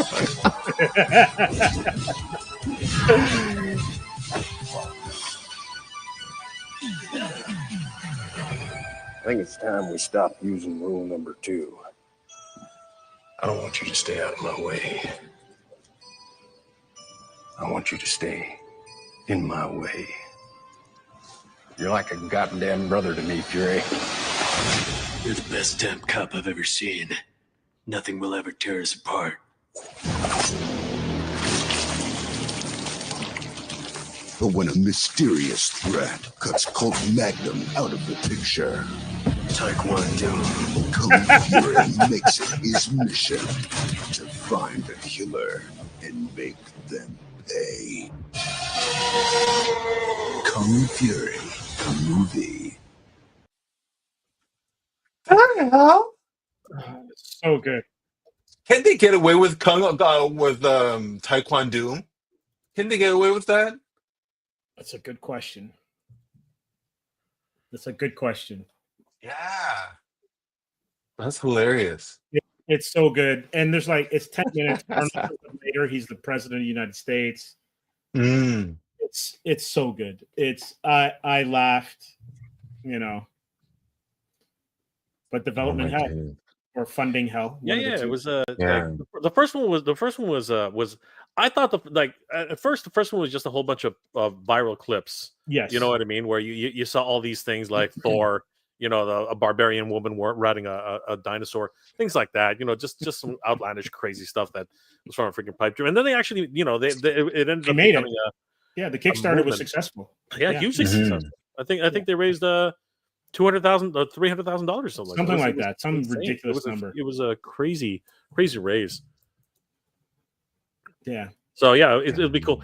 My only comment would be that this one doesn't look as digital as the first one. It looks like there was, you know, this had a lot more production. You know what I mean? Obviously, it's got a little bit more money.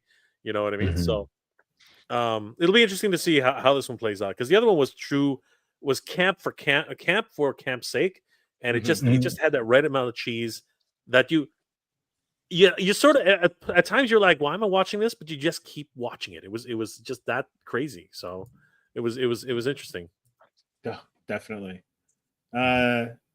Dave's I mentioned, I need the action figures for sure. Listen, Thunder Cops, man. Holy crap! It raised over $500,000 for a Kung Fury. Wow, the first one, yeah, $630,000. Was that 2015 or 17 or around there? This was 2015. 2016. No, sorry. Oh. No, you're right. The raise was 2015, I think. Wow. Yeah. Wow. That is insane. Okay. They smashed that goal like crazy. Definitely.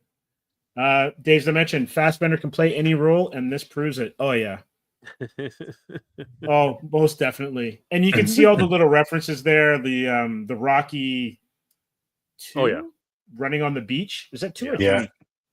Rocky 3. It was Rocky 3. It's all the Oh, that's right. montages. That's It's right. all It's 3. the Yeah. It's Rocky 3, and then you see like the Predator, the Predator, The kind of Easter egg there where they're doing Dylan. the.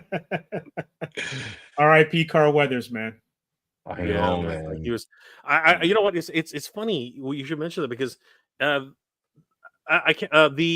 There's an action figure. It's not action figure. There's a statue set for the final the last punch in Rocky 3. Oh yeah. Mhm. Where Apollo and Rocky are just like they're literally Yes. like it's that wonderful painting that's hanging in the I think in the New York Museum. Oh, sorry, the New York Museum or whatever it is, and Mhm. yeah, man, like they're making statues of it now. But man, they were at the height of their testosterone, but more roid filled actor personas because Yeah. man, they were just crazy. What Everyone a was time to cut. be alive. Everyone was Everybody, cut crazy back then. right? Him, what was it? Dolph. Schwarzenegger, Stallone, Dolph. Speaking of Dolph, Yeah, Dolph. over the weekend, I was watching. Speaking of cheesy, I was watching his Punisher movie from '89. Oh, that's just the worst. So Amazing. you gotta tell me about that one, Joe, because like I Yeah. just remember it from the first time I Oh, saw it man. in '89, and I was like, Yes. "Where's the logo?" That's all I was thinking. Yes. Where's the Hell yeah. logo? Yeah, he Okay, never wore the right? shirt. And so I couldn't get past that personally. So How bad? with How that, bad was the movie? Is it better than it's, Captain you know America what? in 1992? It's watchable. It's watchable. Okay. You go Okay. go into the Punisher movie with the notion that you're just watching a cheesy '80s action movie. Oh, That's okay. it. Okay. That's it. It's like early peak, early. I would say, is it peak Dolph Lundgren? You know, he still had the accent. Yeah. He still had the minimal lines, but everything else was just like ridiculously bloody and nonsensical. It's That's true. nonsensically violent. This Because that film, was the 80s, though, right? that Like was when the you think of '80s. like It was Commando and all the Rambos and stuff, like just yeah, mad bullets yeah, back in those mad days. bullets, and yeah, like Dave's Dimension said, Lundgren's Punisher with Louis Gossett Jr. was in it. He Yes, was the R.I.P. Louis yeah, Gossett Jr. R.I.P. Come Louis through, man. Gossett Jr. But it was just a whole thing. Actually, if you're on, I don't know if I'm able to say this, but it's on YouTube. Oh, Both you Yeah, can cuts you of the say can it. say movie. it. You can say it. Yeah, You just gotta yeah. you gotta look for it. Yeah, that's all. Both cuts of them are on YouTube. So there's an original cut, and then there's Uh-huh. like a rough cut of it where they. So I read there's a YouTube channel I watch called Secret Galaxy. Amazing, Okay. amazing Yeah. YouTube channel. Yeah. Dan Larson. Yeah, Dan Larson. Yeah, he talks about like older '80s properties and movies, and he talked about The Punisher, and he said how the original cut of the film, well, the cut that they brought to theaters, The or was theatrical supposed to cut. bring the theaters, yeah, the actual cut, they took the first part half of the movie, or the integral part of the movie, cut it up and made them flashbacks. Really? Wow. Yeah, What? so they Why made would them you do that? flashbacks that they would just pepper into the film, into parts of the film. So there's actually, and he mentioned that there was an actual like an actual cut of the film that had the first part of the movie, so you could find that on YouTube. Wow. Yeah, and it was pretty Interesting. interesting. Like, yeah, Was like that it's kept. was that to keep the narrative tighter, like get into the action quicker, as opposed to like a I slow think burn? so. I think so. I think that's what it Hmm. was. You know, it's fascinating how Yeah. the cutting room floor can either make Yeah. or break a movie. Um, Mm. I loved so a really good example of that from in that I really point to a lot of times is if you watch the original Pitch Black, right, with Vin Diesel, Mm. that is an excellent film. If anybody hasn't seen it yet, please watch it. That is an excellent film.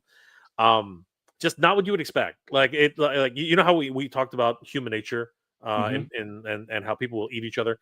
Yeah, Pitch Black pits humans in a situation where they cannot survive unless they cooperate with each other, and it's just a Mm. crazy film, right?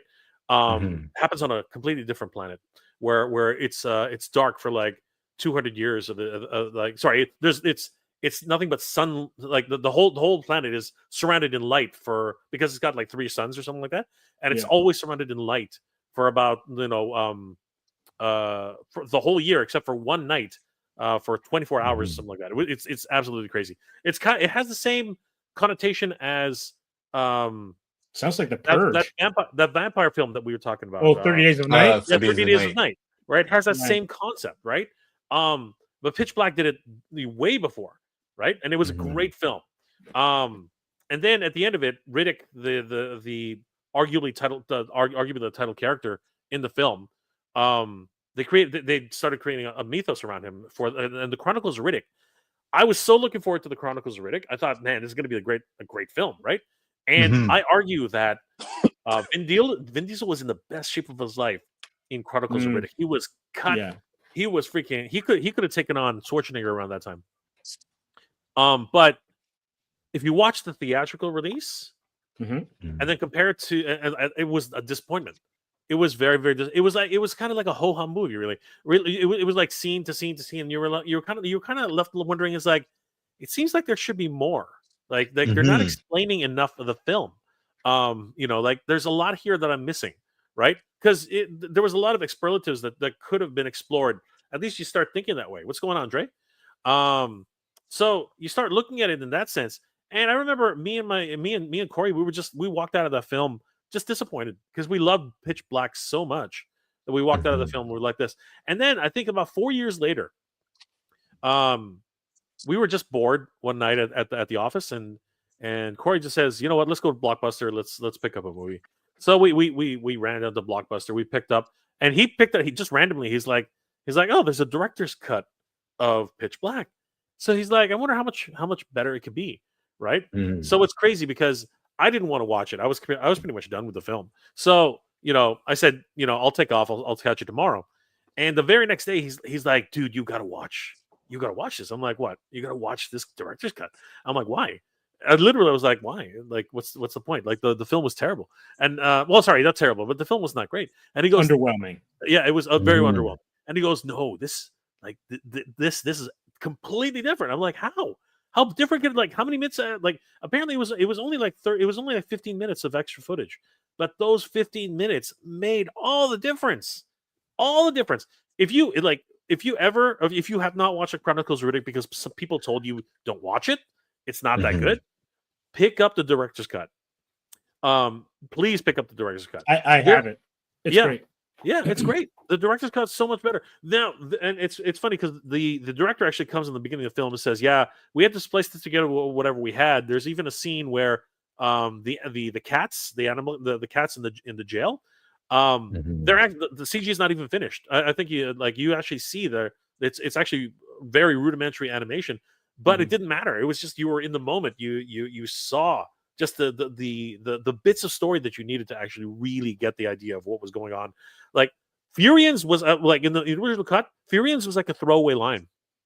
In the original cut, Furians was literally, "Oh, he's a Furian," and that's it. That's all they said about it. Right? You didn't know anything about the culture. You didn't know anything about what they did, what they suffered, why is it because there are just these throwaway lines like Furians never give up, Furians this, Furians that, but that's it. They're literally throwaway lines. But then when you add back in that extra 15 minutes of footage, it is almost like it's a completely different movie because you start to realize what it was that Riddick had lost. Even though he never really knew what he lost. And I'm leaving it as ambiguous as that, just in case anybody hasn't seen it, because it is actually a great film. And it was a PG film, which is strange, right? It went from Pitch Black. It's like Hollywood was trying to catch this around that time. They were trying to catch the superhero trend, right? Yeah. That was going on around that time because like X-Men and Spider-Man. They hadn't figured it out yet. Yeah. They hadn't figured out the formula yet. They hadn't figured it out, and I think that's what really made the Chronicles of Riddick suffer so much, because a lot of the fans were coming off of Pitch Black, which was just a visceral movie. You know what I mean? Like it had shades of Tremors, it had shades of Texas Chainsaw Massacre. It was raw, right? It was raw. It was a sleeper hit. You know what I mean? Like nobody it didn't really do well in theaters. It didn't really come into it was I think it was an American production, but it had a lot of UK stars. You know what I mean? So it was really an underperform. No, sorry. A movie which really it was under the radar. It was an under the radar film, but everybody who knows that's definitely the film you want to watch. And then Chronicles of Riddick could have had that same idea, but I think because they went PG, it really lost a lot.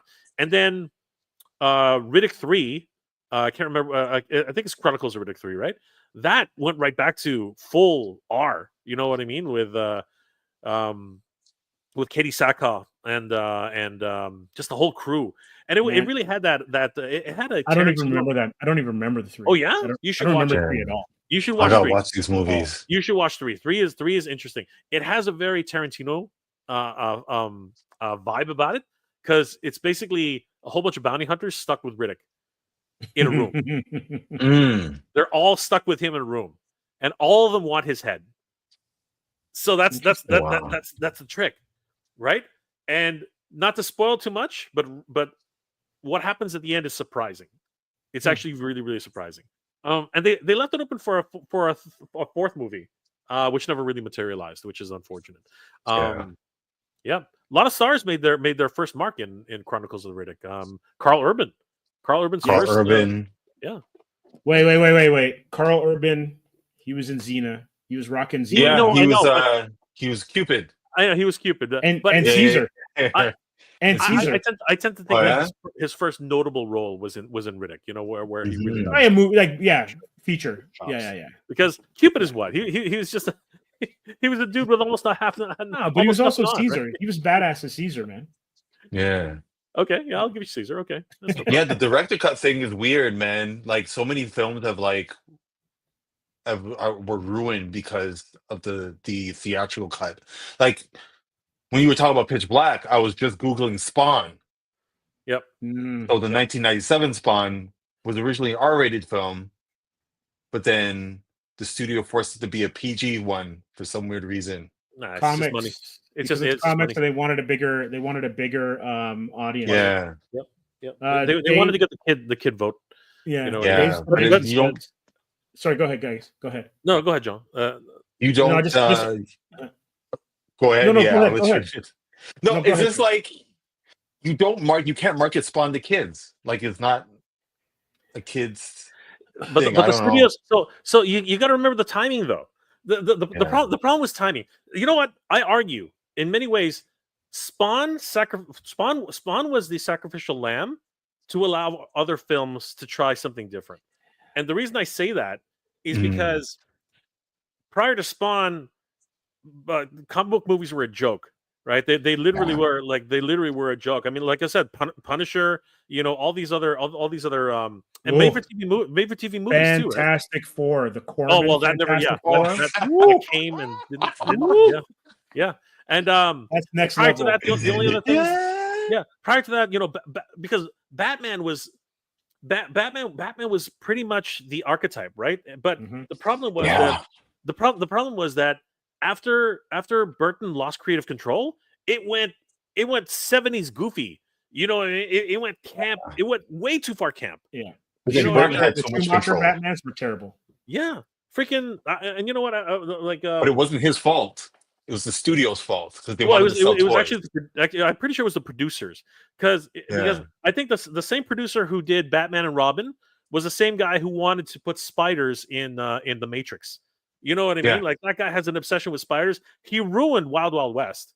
You know what I mean? Like putting a gigantic he wouldn't fund the movie until they put some sort of 8-legged thing, and that's where the Squiddies come from. If it wasn't for there would be no Squiddies if it wasn't for that dude, right? I think it was like Schuster or Schumacher or something like that. It was Schumacher, Joel Schumacher. Yeah, Joel Schumacher. That guy has ruined movies like crazy, but the guy's got just tons of money, right? Yeah. And he I think it's John Peters. John Peters is the guy. It's John Peters. Schumacher was the director. Yeah, Schumacher was director. Yes. Okay. Fine. Yeah. I think you're right. Yeah. John Peters is the producer. But because Spawn, it didn't hit what the audience was looking for. Because again, if you're actually a fan of Spawn, you want to see, the ice cream trucks. You know what I mean? You want to see Cartoon, what man. happened in that ice cream truck. The You know cartoon what I was the mean? signature Spawn. You want to see that, right? Mhm. You want to see the two detectives like really like piecing this whole thing together, trying to figure out what's happening in the seedy underworld, and you know what I mean? Like that's what you want to see, right? Mhm. It fell short. It just fell too short of the mark, right? And arguably again campiness, right? What was it? Esposito there? What was his name? Who was the clown? Who was the clown again? It was John John Leguizamo. Leguizamo. yeah, that's right. You're right. Yeah. Again, excellent actor. Great. Fantastic. And, I argue he did an okay. I think he did an okay clown. I thought Jay, it was okay. Yeah. Didn't McFarlane direct it? No, that's a rumor. No, no. I think he wrote this. I think he helped write the screenplay. Okay. I think he helped write the screenplay. As you know, full well, Steve. They usually don't let the creator in very very far. They give him like what's it called, consulting credit, but that's about as far as it goes. It's just a token offering to them, right? Well, because even when big shot comic book people get control of stuff, I'm looking at you, Frank Miller, and RoboCop 3 or whatever it was. What's It doesn't go well. Yeah, I think he did. I think if he didn't direct it, he wrote the screenplay for RoboCop. Yeah, and then he did Spirit, and Spirit was, whew, yeah, that was rough. Because I think Robert Rodriguez had a lot to do with Sin City, right? Like basically, they used the book as a palette, and the Spawn was blueprint for directed by Mark Azedipe. Never heard of him. Yeah, probably for good yeah. I reason. googled it too. He did Spawn in a bunch of Garfield movies. Those two go together, right? How do those two correlate? Like, yeah. Garfield's a secret demon. He's actually Right. a lasagna demon. Oh, I have to goodness. agree with this one though. Like you Oh, said, he did Reef Batman. too. I would say that the movie that made you say, okay, we can do superhero stuff was Superman the movie. Sure. Yes. Right? Yes. Absolutely. 1000%. That was like the OG whatever. 100%. And if you talk about a director's cut, because the Salkins, they were interesting producers. Yeah. Very much so. The Superman movie that we got is Yeah. not the Superman movie that Donner was trying to make. Yeah. The So Donner if you cut. ever get a chance to see the Donner cut, the Donner cut is ridiculous. It is. the Donner cut's ridiculous, man. Donner cut is ridiculous. The first Superman. Superman 2. Superman 2. Oh, the Superman 2. No. It's amazing. So it's interesting because it takes like the ending of 1 was supposed to be the ending. The ending of 1 is supposed to be the ending of 2. And so because they didn't have enough time, because you got fired halfway through production because they were always making 2 movies, they stitched together with what was filmed, and then Lester took over. Oh, and so a lot of the fight scenes and stuff, and then the one where he takes the thing out and throws the plastic logo thing, which I'm trying to figure out where what kind of Kryptonian technology that was. He had powers he wasn't even supposed to have. I mean, like, and then the blipping one, he had to go bloop. I don't know if that was super speed or whatever, where he would like just blip in and out of existence, and they didn't know where he was in the Fortress of Solitude. It was just like some weird powers I've never seen. But watch the Donner cut, and you're like, man, okay, yeah, completely. And different. even when stuff isn't like fully VFX'd and all that kind of stuff, narratively, it's phenomenal. Yeah. Even the opening scene where Lois actually jumps out of the building. I mean, like, there are little moments that today are even actually you raise your eyebrow, because when he runs through the production offices, like people's skirts go flying up, like guys lose their toupees. You know what I mean? It's crazy. So a lot of 30 slapstick. Yeah. That was gonna hit was gonna hit the cutting floor regardless, right? Because again, she literally like her whole outfit almost like came off. It was crazy, right? But then they showed the scene where Lois shoots Clark Kent. that was taken out for political reason because they were like, this is murder. Like she literally murdered Clark Kent, right? Just to prove a point, right? Yeah. Just to prove a point. It was a crazy movie from start to finish. But yeah, the Donner Cut. If anybody hasn't seen the Donner Cut, do yourselves a favor and go watch that on Amazon or wherever the heck it is right now. Buy the DVD, buy the Blu-ray. It's a great film. Great It's film. worth it. Definitely worth it. And so good. In the HBO Spawn cartoon, it's peak. It's great. Yes. It is the Spawn. It is the Spawn we should have had on. It was the Spawn movie we should have had. It's too bad. It ended. What was it, like 5 episodes, 6 episodes? It didn't even make a 12, right? It was. Oh no, there's really more short. than that. Was it more than 6 episodes? No, yeah, I'm almost certain. Let me do my investigative research. Yeah, I remember it being 3 seasons. Like, it had 3 seasons. 3 seasons. Wow. So what is that? Really? 36? Was that 36? 18. 18. That's 3 seasons back in 1994? Yep. Or was that 2001? No, it was 97 to 99. 97 to 99. That's crazy. Like back then, minimum syndication. I guess that's another big thing. Like where would it have lived, right? HBO, which would have been like cable. Yeah. And that's why it could have been so dark. Like this is before streaming. This is like that's in the before times, Yeah. How long was each episode? Last century. Pardon? Yeah. How long was each episode? Half an hour. Half an hour? I would say 22 to half an hour. Yeah. Oh wow. It's just hard to animate. But it's hard to animate an hour, especially back then. That's expensive. It is. It's not like now where you could have a whole series like Invincible for like 45 minutes, Yeah. No. But they have their tricks too, right? When they have the static shots and it's just eyes moving or something. Yeah. No, they one of the best things like when you really look back at original Spawn from McFarlane and all the subsequent illustrators who came after, one of the scariest things about Spawn was when you didn't see anything.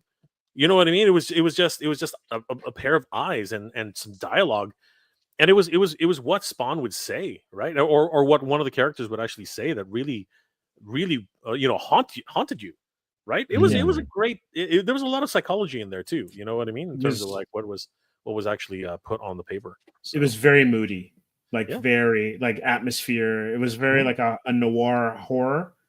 It was really well done. Yeah, absolutely. And you kind of think about it, going back to like Superman the movie. I'll throw Superman 2 in there, but let's just say Superman the movie, Batman 89, the first Spider-Man, the first X-Men. Yep. Right. I actually like X2 better than the first X-Men movie. I have my thing about the X-Men movies. Right? But you think of like Blade, there were like maybe 6 or 7 movies that paved the way through all the other clutter of stuff that was kind of mid to terrible. 1992's Captain America and the Fantastic Four movie that we're kind of laughing about before. Oh yeah. Oh man. The rubber-eared Captain America. That have us where we are now, right? Yeah. So like while Superman might have kicked it off, Batman energized it, then stuff was done that was just terrible, right? But then Blade picked up the mantle. And then was it Blade or was it Spider-Man? I thought Spider-Man was Blade. Blade first. Blade broke the mold for sure. Yeah. Dave's mentioned Steve likes X2 better than the first one. Yes, because Colossus actually had a line in X2. That's why. Well, you know what though. It was like X1 again. It's one of those things which helped to establish franchise. X2 was one of those ones which it had a bigger budget. It had more special effects. It had everything going for it that it needed, and it didn't necessarily disappoint. You know what I mean? Bryan Singer, as much as everyone's gonna yell and scream about what happened afterwards, the reality is he had a vision, and it really did sort of carry over. I mean, I think I think in terms of like realism for what those characters are, and at the time and the budgets that were allowed for that type of, it was just a risk for Fox. You know what I mean? They didn't know what was going to happen. But here's a question though, They had because no Joe, idea. you know from your property, right? Yeah. How hard it is to draw a group book with It's multiple hard. characters. It's hard. Was that Scary. the first? Yeah. Was that the Yeah. first group like team movie where you had I would multiple say so. characters? Was the first X-Men the first team? Technically, movie? it was Mystery Men. If you remember Man, you Mystery can't Men, count that. Can't count that. right? Can't count that. Technically, if we want to go back, Mystery Men, right? With Ben Stiller. Was Mystery Ben Men's Stiller. first? I thought it was after X-Men. Is that right? Was Hold on. it? Or let me check. Let's X-Men, have our crack Google team film. look into that. and then we'll just do a quick Mystery Men. Good lord. It was. X-Men's before Mystery Men? Yeah. Yeah, 'cause A year yeah. before it. Shockingly, it was. Okay. It was a year before. Wow, So that means they're in Yeah. production around the same Crazy. time then. Yeah. that's crazy. But you know what really is though. X-Men was always X-Men. So here's the way I've always looked at things. X-Men has always been a team. You know what I mean? So the writing at the time for X-Men was great because again, it was written for team combat, right? You didn't have your standalone Wolverines. You know, you didn't like at the time when they established X-Men, they needed to show Wolverine, right? After that, you can go and do whatever you need to do, right? Like Wolverine's always going to be the X-Men, right? But Mhm. but then I was really scared. I was super fearful of what would happen with Avengers. I was like, when the Avengers was first announced, I was like, I don't know how they're going to get all these freaking egos into one room. You know, you have Robert Downey Jr. You got freaking what's it called? I guess Chris not as Hemsworth. well known stars, Chris but Evans, it's the yeah. archetypes, right? You have your Iron Man, you have your Thor, you have your Cap, Black you have Widow. Captain America, exactly, Captain America. You know, you got your Hawkeye, you got your Black Widow, right? How are all these egos supposed to really combat each other? And I think that, to his credit, Josh Whedon was able to pull all that together and really. He's a master at that It was though just with crazy. Buffy. Very much so. Right? It was just crazy. Because of Like- Buffy, that's old hat. And Yeah. did he also Yeah. do Butterfly? So he's always good with ensembles. That's the thing. Mhm. And the thing was, at the time, I was like, I am now. I said, I'm a believer. I'm a believer in the Josh Whedon power because again, he was able to pull all that together and make a cohesive story and really make you care about these characters. You know, for the first act, the second act, and of course the conclusion, right? So I was very, very much invested in For the first Avengers movie. I yes. don't know about Age of Ultron. No, yeah, I don't know what Yeah, happened. That was gonna. That was- Yeah. That was something. I think a lot of tug. You could tell there was a lot of tug of war between him and Marvel. Yep. Yep. At the time, primarily Isaac Perlmutter, Yeah. not so much Kevin Feige, but like you can tell that there was something there. Yeah, but see, And- that was the result of what I'd feared in the first movie because I feared Yeah. that's what would happen. You know what I mean? Where certain characters were overshadowed and other characters just took the spotlight completely, and Mhm. other characters were considered joke characters. Thor was a joke in that movie. He was an absolute laughing stock, right? Oh, yeah. And you know, it's crazy how the Hulk. You know, that was just the like, you know, obviously he was just being used, but it was just crazy, right? There was so The many whole things- Hulk Black Widow thing was weird. Oh, going back to Yeah. Thunderbolts. They did the same thing in Thunderbolts. Yeah. And that's what I'm talking about. Like, stop. Yeah. Anyone who was listening before, we talked about who wasn't listening before, we were talking about Thunderbolts. Yeah. And some of my issues with it are just like how the MCU repeats certain tropes. Mhm. And I forgot the sun's going down Yeah. because she big also guy. calms down Bob, right? Well, yeah, her sister does. But this yeah. was done better. This was better. I would find Yeah. this better than Yeah, the because Age of Ultron thing, though. the whole thing with Bruce and Natasha never made any sense. Like, No. never None. made any No. sense. That was It- random. As in Forced. so much Yeah. in so much as she's a master manipulator, I guess you could read into that, right? The fact that she's a spy, the fact that that's what she's trained to do, I suppose you could read it. But first of all, whose trigger was that? Did Tony figure that out? Did Bruce himself figure that out?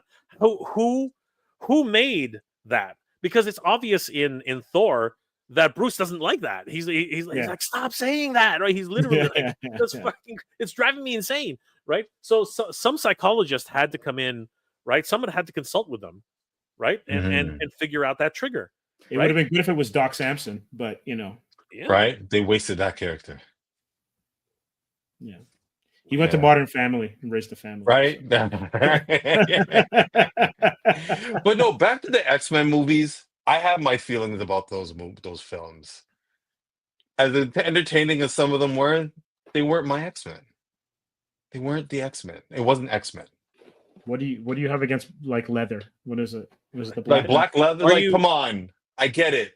Matrix, are you more of a first class? Are you more of a first class kind of guy? Like, was that more closer to your liking, or? I'm more of I'm gonna pick up a Claremont, John Byrne, or Jim Lee X-Men comic, and read X-Men type of guy. Those movies. So are you saying that there hasn't been a good X-Men movie? None of them hit. None of them hit the way. No. For your liking. Yeah, none of them hit. Except for Logan. Logan, the Wolverine and Logan were dope. Logan is on another level. Logan is on another completely different level. That is a universe in itself. You know that like apparently it's the Deadpool universe, but that is a universe in itself. That movie, just like the way they described it in Deadpool, that is he is the what do they call him? He is the canon character, right? He is the character of that universe, right? And he was able to destroy the sacred timeline of that universe. It was crazy. Yeah. Right? Joe, but your choice of attire has Dave. He wants to know if you prefer the spandex because you're wearing the yellow shirt. Right. No, I prefer the spandex. No, you know what it was? You know what it was for me with X-Men? Like, we watched this first movie. We're coming off the animated series, which at the time was epic. Was super duper epic. Sentinel battles, Wolverine versus Sabretooth, the Phoenix Saga, all that other stuff. Obviously, we're not going to get that in the films right away, but like, we're coming off of that, and then you go into the film movies, and it's somewhat like scaled down / rooted in realism, and it's like, how am I supposed to accept that? Why was the budget only 75 million instead of 180 million? You know what I'm saying? Why is there a Dr. Jean Grey? Why does the Nightcrawler have markings on his body when he's supposed to have like fine? It's those details that Bryan Singer just ignored. Why are we getting more Wolverine? I love Wolverine, don't get me wrong, but why are we getting more Wolverine than we're supposed to? You know what, Joe? I don't disagree. It's just like I don't disagree. I don't disagree. But for any studio, especially coming off the movies, so we talk about the highs and we're talking about the lows, right? We're talking about like we laid out the roadmap. We had Superman, which was just absolutely incredible. Superman 2, incredible. Superman 3, all of a sudden, Richard Pryor kind of didn't really do what they were expecting. And then Superman 4 basically killed it. With Nuclear Man? Nuclear Man pretty much killed it. Superman. So it's the what do they call it? It's the superhero curse. Right. You have a huge spike, right? When you're taking off. You have a huge spike when you're taking off and then it dies a really slow death. You know what I mean? And X-Men, right? Spider-Man, the Tobey Maguire ones. They were bangers. They were 100%. Yeah. But prior to that, I think A.B. Rod for that. Yeah. Oh, true. But it, you know what? Yeah. It had again. It had 1 and 2. I still think 2 is is other than the Spider-Verse movies. 2 was peak. Yes. 2 is still the best Spider-Man movie. Listen, live action. Peak. Tom Holland's great. Spider-Man 2. But if these freaking studio heads, if Avi Arad didn't meddle with Spider-Man 3, we would have gotten the premium. It should have been 2 movies, Joe. It should have been 2 movies. One of which should have been a Venom movie, and then there should have been a Sandman movie. You could have There should have been no Venom at all. You know, that's what cares? that's what they're saying, right? The Steve is saying that there should have been 2. It should have been Should've been Spider-Man 2 3 movies. and then Spider-Man 4, right?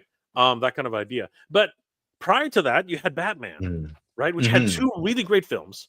And then all of a sudden, like I said, another director comes in and pretty much kiboshes that. So you can't Who really blame. did X3, Jay? It was another director completely. I don't remember. X3 was Brett Ratner. Oh, Yeah. that movie was terrible. Rush Hour, It yeah. was. It was. That movie was It really terrible. was. It really was. I'm it the meant- juggernaut. I know it meant well. It meant well, but Yeah. it did not hit. It did not hit. But you can't really blame a studio for not having faith in comic book movies at the time. They were just flashes in the pans for most of them. So a first film is always going to come out the gate with like trepidation. They're going to say, okay, you can have $60 million. Let's see what you can do with it. You know what I mean? Like that's what they're going to say, right? And then all of a sudden, hey, it was a surprise hit. Well, let's make another one. And the second one did actually do what we were hoping for, right? Yeah. But the third one just, you know, Singer left the project. He went to do Superman. Dear God. Oh my God. Superman Returns. Holy crap. Absolute horseshit. But guys, speaking of X-Men, the thing that, and don't get me wrong, I loved how they did a few of the characters. But if you like Colossus, like if you're an X-Men fan and you like Colossus, you got left in the cold. Yeah. Cyclops got absolutely treated dirty. There you go. See? Dirty. Not my X-Men. Not my X-Men. No, true. Dirty. especially Yeah. the third movie where he's in it for like 5 minutes.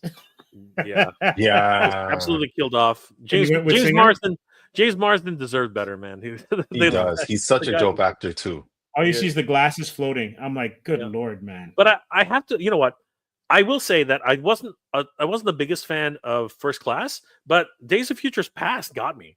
Yeah, I like that movie. I really enjoyed the storyline of Days of Futures Past. You know what I mean? I thought that was great. I thought it was a really great, great. Refresh my memory. Was Nimrod in Days of Future Past? No. That's too It bad. was. I mean, it was the Super Sentinels kind of. they were the Super right? Sentinels. They were they were the Super Sentinels for sure. They could adapt and change their shape and do whatever they needed to, right? And the original Sentinels, right? Which kind of looked funky. They were really funky. They had this. Give me the real Sentinels. Like, I know. Come on, people. And it's such an easy design, Sentinels too. looked like motorcycles, Easy. which were retrofitted to look like robots. It was just such a weird aesthetic. And you know, again, it was the return of Bryan Singer, right? So it was one of those things. He was gonna put his own stamp on it, right? But no, I really enjoed the little things like totally different universe. Yeah, he's buried 600 feet under the Pentagon, which has absolutely no steel. It's like, what the hell are you talking about? You know what I mean? This huge. Why did you build a pit? Well, it's just this weird little pit that's in the middle of the fucking Pentagon. What the hell was going on? Just for him. Just for him. How long would it take to build that? Right?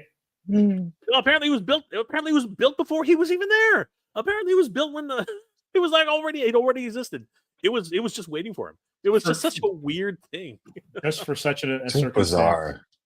I will say though that although the movies as a whole haven't necessarily been cohesive or great, no, they're all over the Quicksilver scene in, was it the second reboot, with the young kids where he saves everyone in the mansion when it blows up? Yep, that was Apocalypse. Yeah, no, was that? I can't remember which one that was in. No, that one. That's a great scene.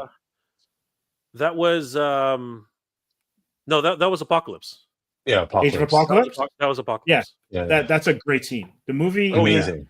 Oh hell yeah! The movie's and Olivia Munn as Psylocke looked that great. Was so good. Yeah. Right. Yeah. You know. Yeah.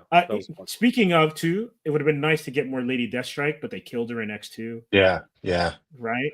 Like, why do the villains? Listen, man. Listen, I want my MCU X-Men pronto. Comic accurate. Let's see if they can get FF right first. They will. I have faith in this FF. I'm curious about FF. I mean, the end credits scene of Thunderbolts made me question a lot now. Like, what is actually what is actually going on? Like, it's going to be an interesting scenario with that. I'm not sure how they're melding the timeline. Yeah. I'm not sure how it all fits in the timeline. So apparently, and there's a little weird rumor about the story, is that the Fantastic Four that's in that universe that are in the movie, they're from the original 616. And they've been trying to get back home for years. Got it. It's something I've heard. But that's the thing. That's the thing about the end scene, right? The end scene is interesting on that level, right? So, again, fascinating. But then the only thing about it is then how do you explain no one ever saying anything about Galactus showing up? Jesus. In the rest of them. Right? Like, because Ant-Man was around in the 60s. Yeah. So then how come they don't mention this purple invader coming in from back I don't think he's ever.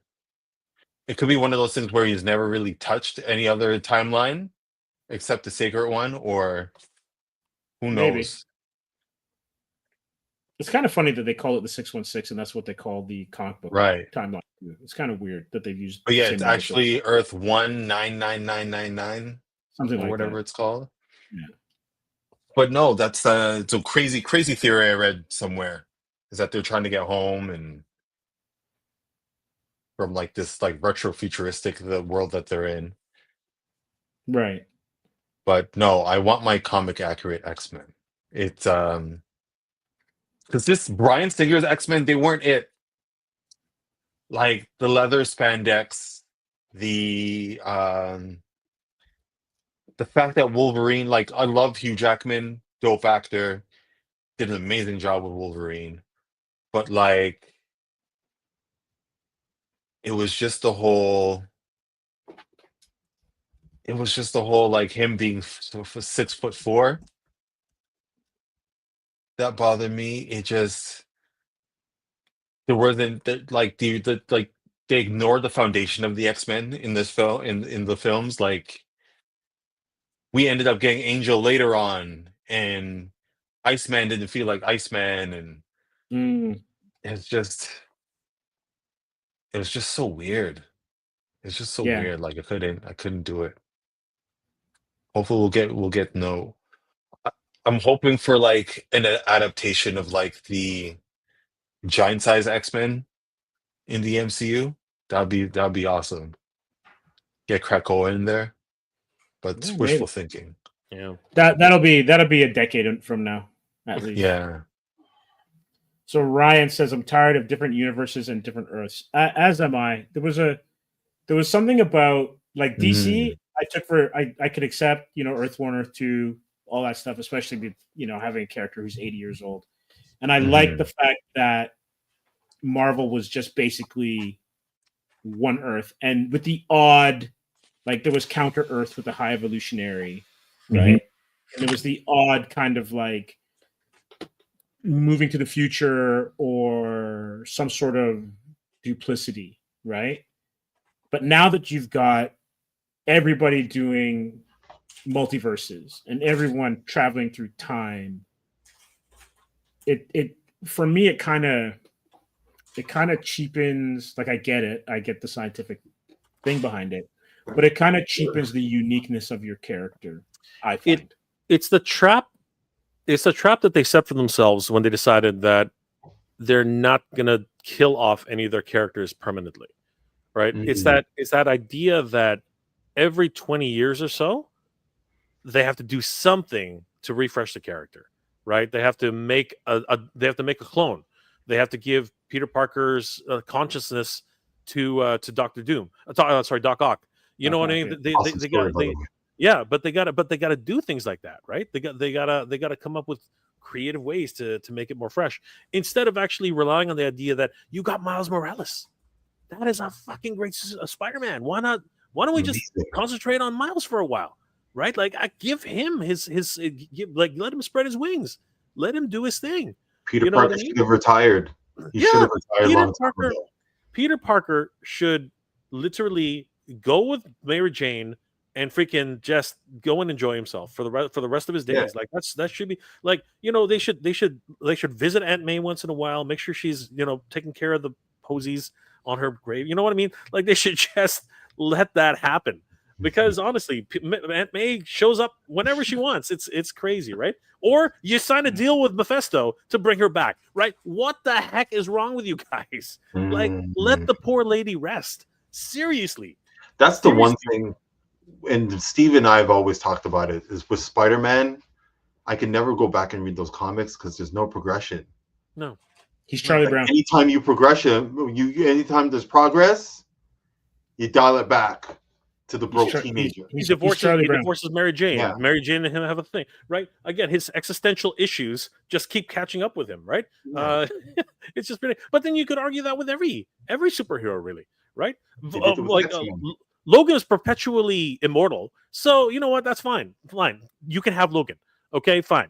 Keep Logan. I don't care. Right? Yeah. That's fine. He can have his own storylines. He can live. He can be the king of Krakoa. Whatever. He can do whatever he wants. He can have 600 children that have claws. You know what I mean? Let him do his own thing. Whatever. But everybody else should age out.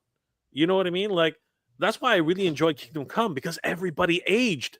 Everybody got to a stage where they were all crotchety and they're all disillusioned with the world, and that was a great storyline. You know what I mean? And they still can't get away from that. Oh, let's just create another, New 52. Let's just talk about, Earth 612, Earth 57. It's just crazy. Mm-hmm. Yeah, Dave has a great point. Peter could retire or be like Bruce Wayne, Batman Beyond, and be an Overwatch. Correct. So Miles provides support. Correct. I'm fully expecting that Chris Evans will come back as an old crotchety freaking mentor. I'm hoping he's but I'm hoping he's old. I don't want him to de-age at all. I want him to stay old and freaking just show those young whippersnappers what it's actually like to be Captain America. I would love that. Right. Because you'll forgive me, guys, but Sam Wilson should have died the moment Red Hulk swung that freaking pole at him, and he caught it with both hands. I was like, "You dead, bro? You freaking dead? The arms are just off. Like, you dead? He should have been cut in half, right? Not even the wings. The wings didn't even know. He freaking put his hands on. I was like, "You dead, bro? Yeah." Hands, forearms smashed, obliterated, unalive. Sam gone. Right? Forget Falcon. Forget Falcon. Falling from 6,000 feet or whatever the heck it was. No, Sam is dead. Okay. And he actually makes the point of saying he doesn't even have the serum, right? Yeah, that was the whole point, right? Like, that was like, he's full of shit, right? I'm like, all right, whatever, man. And there was the other thing was and here it's a little spoiler here for Thunderbolts, but Bucky went from, I'm gonna leave you to the Hulk in Captain America. I'll let you handle the Hulk. Dude doesn't even come and help his buddy, but then he freaking leaves his whole obligation of being a senator and then just goes to hunt down a whole bunch of rogues. It's like, Bucky, what the hell's wrong with you, man? You leave your boy to handle the Hulk when you go hunt down a whole bunch of misfits. It's like, right? Bucky made a business decision. Where are your priorities, bro? He made a business decision. Yeah, my friend Captain America is not worth my time. No, because he knew he'd need 2 arms after that one. So got to call Wakanda for a left arm. I was about to say the Wakandans need to take that arm back, man. They do. Not the best choice. Yeah. Not the best choice. Dave says, could you imagine old Steve Rogers and Isaiah Bradley side by side, grumpy old super soldiers? All right. I think, but you know what though, that's a good point, because I would love to see Isaiah explored other than just being a plot device. Yeah, I see what you're saying. There's stories that can be told with but I think. Sorry, go ahead. No, just by that notion, would he ever team up with Steve Rogers? I don't see that ever happening. Like, I can't see it. He wouldn't, but it would be an amazing kind of character study, because they both have a lot to bounce off of each other, especially if they're both old. If they were forced into action together, that would be an interesting idea. Right? Lethal Geritol weapon. It could be. That's it. I really didn't like the way he was portrayed in this in that film, though. I mean, he seemed Yeah. he seemed diminished. You know Yeah. what I mean? Yeah. I know he was scared. I know he didn't understand what was going on, but it was a disservice. It was, and I get it. He, as you said, he was a plot device, right? So, Yeah. Man, I don't know. They could have done something better. That's true. That's true. They still need to do stuff with his grandson. Yeah. Elijah. Patriot. Yeah. Elijah. Yeah. Yeah. Yeah, well, we'll see. Anyhow, gentlemen, this has been another great show. Jay, thanks for joining us. Sorry, I'm Joe, like this. as always, it was a pleasure chopping it up with you. Yes, had a great time. Likewise. Anything that either of you are looking forward to in the next week and a half or so? I'm sure there's some stuff coming up. Ironheart. Ironheart. Yeah, you know what? We'll give Ironheart a couple minutes. It's actually coming out with 3 episodes. Yeah. And Coogler's behind it. Mm. See if I can find it.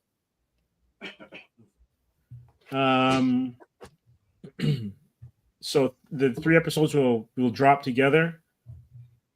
A new featurette for video for Marvel Studios Ironheart reveals when the first full trailer for the show will be released. Ironheart is scheduled to arrive on Disney Plus next month. While MCU fans have been able to catch a few glimpses of the show and various promo material, there's yet to be a full trailer released as of yet. So is it kind of like Obi-Wan, where it's a mini series? Is that the idea? Yeah. Okay. So I think it's like 6 episodes and thing. Okay, that's interesting. So about a half a season, and then if anything happens, they'll pick it up again. Yeah. And when you think about it, that's 2 movies, right? Yeah. Yeah, that's true. So yeah, you can explore a lot more that way too. So I think so too. Trailer for Ironheart has me more psyched than Superman. Just saying. Well, yeah, because she's new, right? Yeah. We've seen these 4 or 5 iterations of them. Right? I still don't know what to think of this new Superman. I'm really going with lower expectations. I'm really hoping for what I experienced with Thunderbolts, where I had no idea what to expect, and it pleasantly surprised me. I was not expecting a psychological drama thriller. I was not expecting that. Right. So I thought it was neat. That was actually okay. Yeah. I'm looking forward to Mission Impossible. I think that comes out soonish. Just because I want to see Tom run again. Oh yeah. I just want Into the Spider-Verse too. Like I just you know how long you're gonna be waiting for that? 2 years. I can't believe it. Oh, you know what did drop though? Spider Noir. So there's actual footage of Spider Noir. Well, at least we got something because I was so hyped. I was so hyped when the ending happened. I was like, no! I was like, why? I was so upset. Leaving the cliffhanger with the Prowler. That got me, man. I was like, dang. Yeah. I was like, all right. Next year. No, next 4 years. It's like, what the hell? What? Seriously. There's a serious delay on it. It's like some tariff BS or something. I don't know, but anyway. They're working the animation team hard. Yeah. So to get it right, they're taking extra time, which you usually don't get. Good things are worth waiting for, but give it to me. Give it to me. Right. Yeah, for sure. Dave says Spider Noir looks great. Yes, it does. And hopefully, as we've all said, that the script is what makes it. So hopefully, it's a strong script, and that the series does well. I'm not sure what platform it's on. Is it Disney Plus or is it something else? Amazon. Is it Amazon? Wow, I'm surprised. Yeah. Interesting. Yeah. I thought it would have been a Disney Plus kind of idea. Okay. Cool. Ooh, another movie. It'll come out next year, but I'm looking forward to the new Masters of the Universe. Yes. You know who isn't? Jay. Oh man. I'm cautiously optimistic now. I'm looking at all these updates. I'm looking at all these so-called leaks. Leaks my ass. No, I'm sorry, man. Those pictures are too sharp. They're from too good of angle. Can we course correct in time if we get bad buzz? You know what? This last set of leaks just absolutely wrecked me. I was like, why is Tila on Earth again? I was like, what is going on? Apparently, they're gonna do the reverse. I hope You're gonna have a so. little bit of it on your Earth, and then everything else is on Eternia. I hope so, because right now it's not looking like that, Joe. It is not. It is looking. know. He's growing up on Earth. He is actually, he finds his sword 22 years later. That's weird. Yeah. Dude, I mean, and who comes to get him? Apparently, it's Tila. What the f, man? Like, I was hoping because in the credits, actually, they've released the credits, and apparently Fisto has a second name. So I was hoping that his Uncle Fisto is actually on Earth protecting him, right? And that they're suffering together or whatever, and he's training him secretly or whatever. But now I don't know what the heck is going on. The moment I saw Tila running beside a Buick, I was like, "Oh God, that's it." It's, I'm doing a video on it soon. Let's just say I'm not. My hopes are not too high right now. It's crazy. I've got more hopes. I've got higher hopes for The Fall of Grayskull 2, a fan film which really does deserve a lot more attention. And I'm gonna make sure that with a movie release. Do you want to see the trailer, Joe? I don't know. Have you seen it yet? I haven't seen it. You haven't seen it. No. I don't know, Steve. We got 5 minutes. Yeah, we have 5 minutes. Fire it up. Fire it up. All right. We'll end off with that. All right, let's do that. Let's watch an actual trailer that deserves watching. I'm kidding. Not really. But seriously. I really have I have high hopes for this film, and I really am hoping that we're gonna see something a little bit special here. I'm just trying to find it. All right, here we go. Let me just bring this up. All right. Here we go. Can you share it? Yeah, I'm sharing it with you right now. Go for it.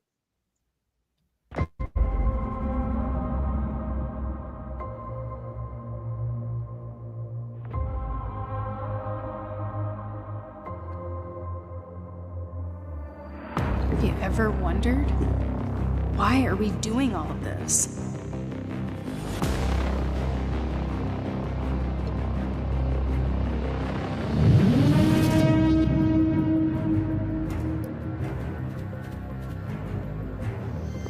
The Horde will not stop until Eternia is completely destroyed.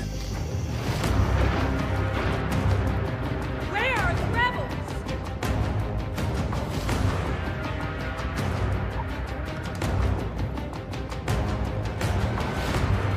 Only the king and queen, the sorceress and I know the secret.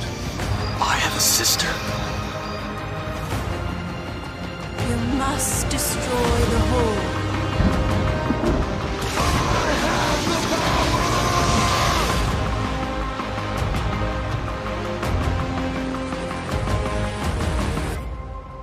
If I can't stop Hordak,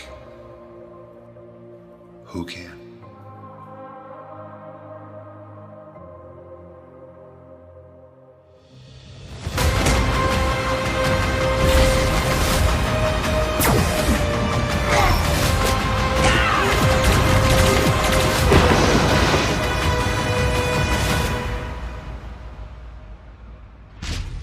Death has come to Eternia, and I am here.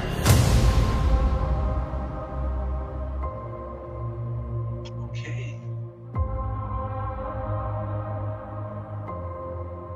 And we just catch a glimpse of Battle Cat right there. Nice. Off to the right. There he is. And then right here on the end credit scene, if you will, we get one little more Easter egg.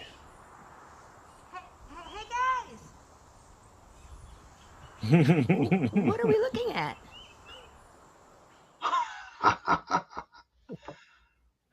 I have way more faith in that film than the current production. That's just me. Okay, that's just me. I'm keep it on Eternia, man. Like that's where it needs to be. That's where it needs to be. But anyway, I digress.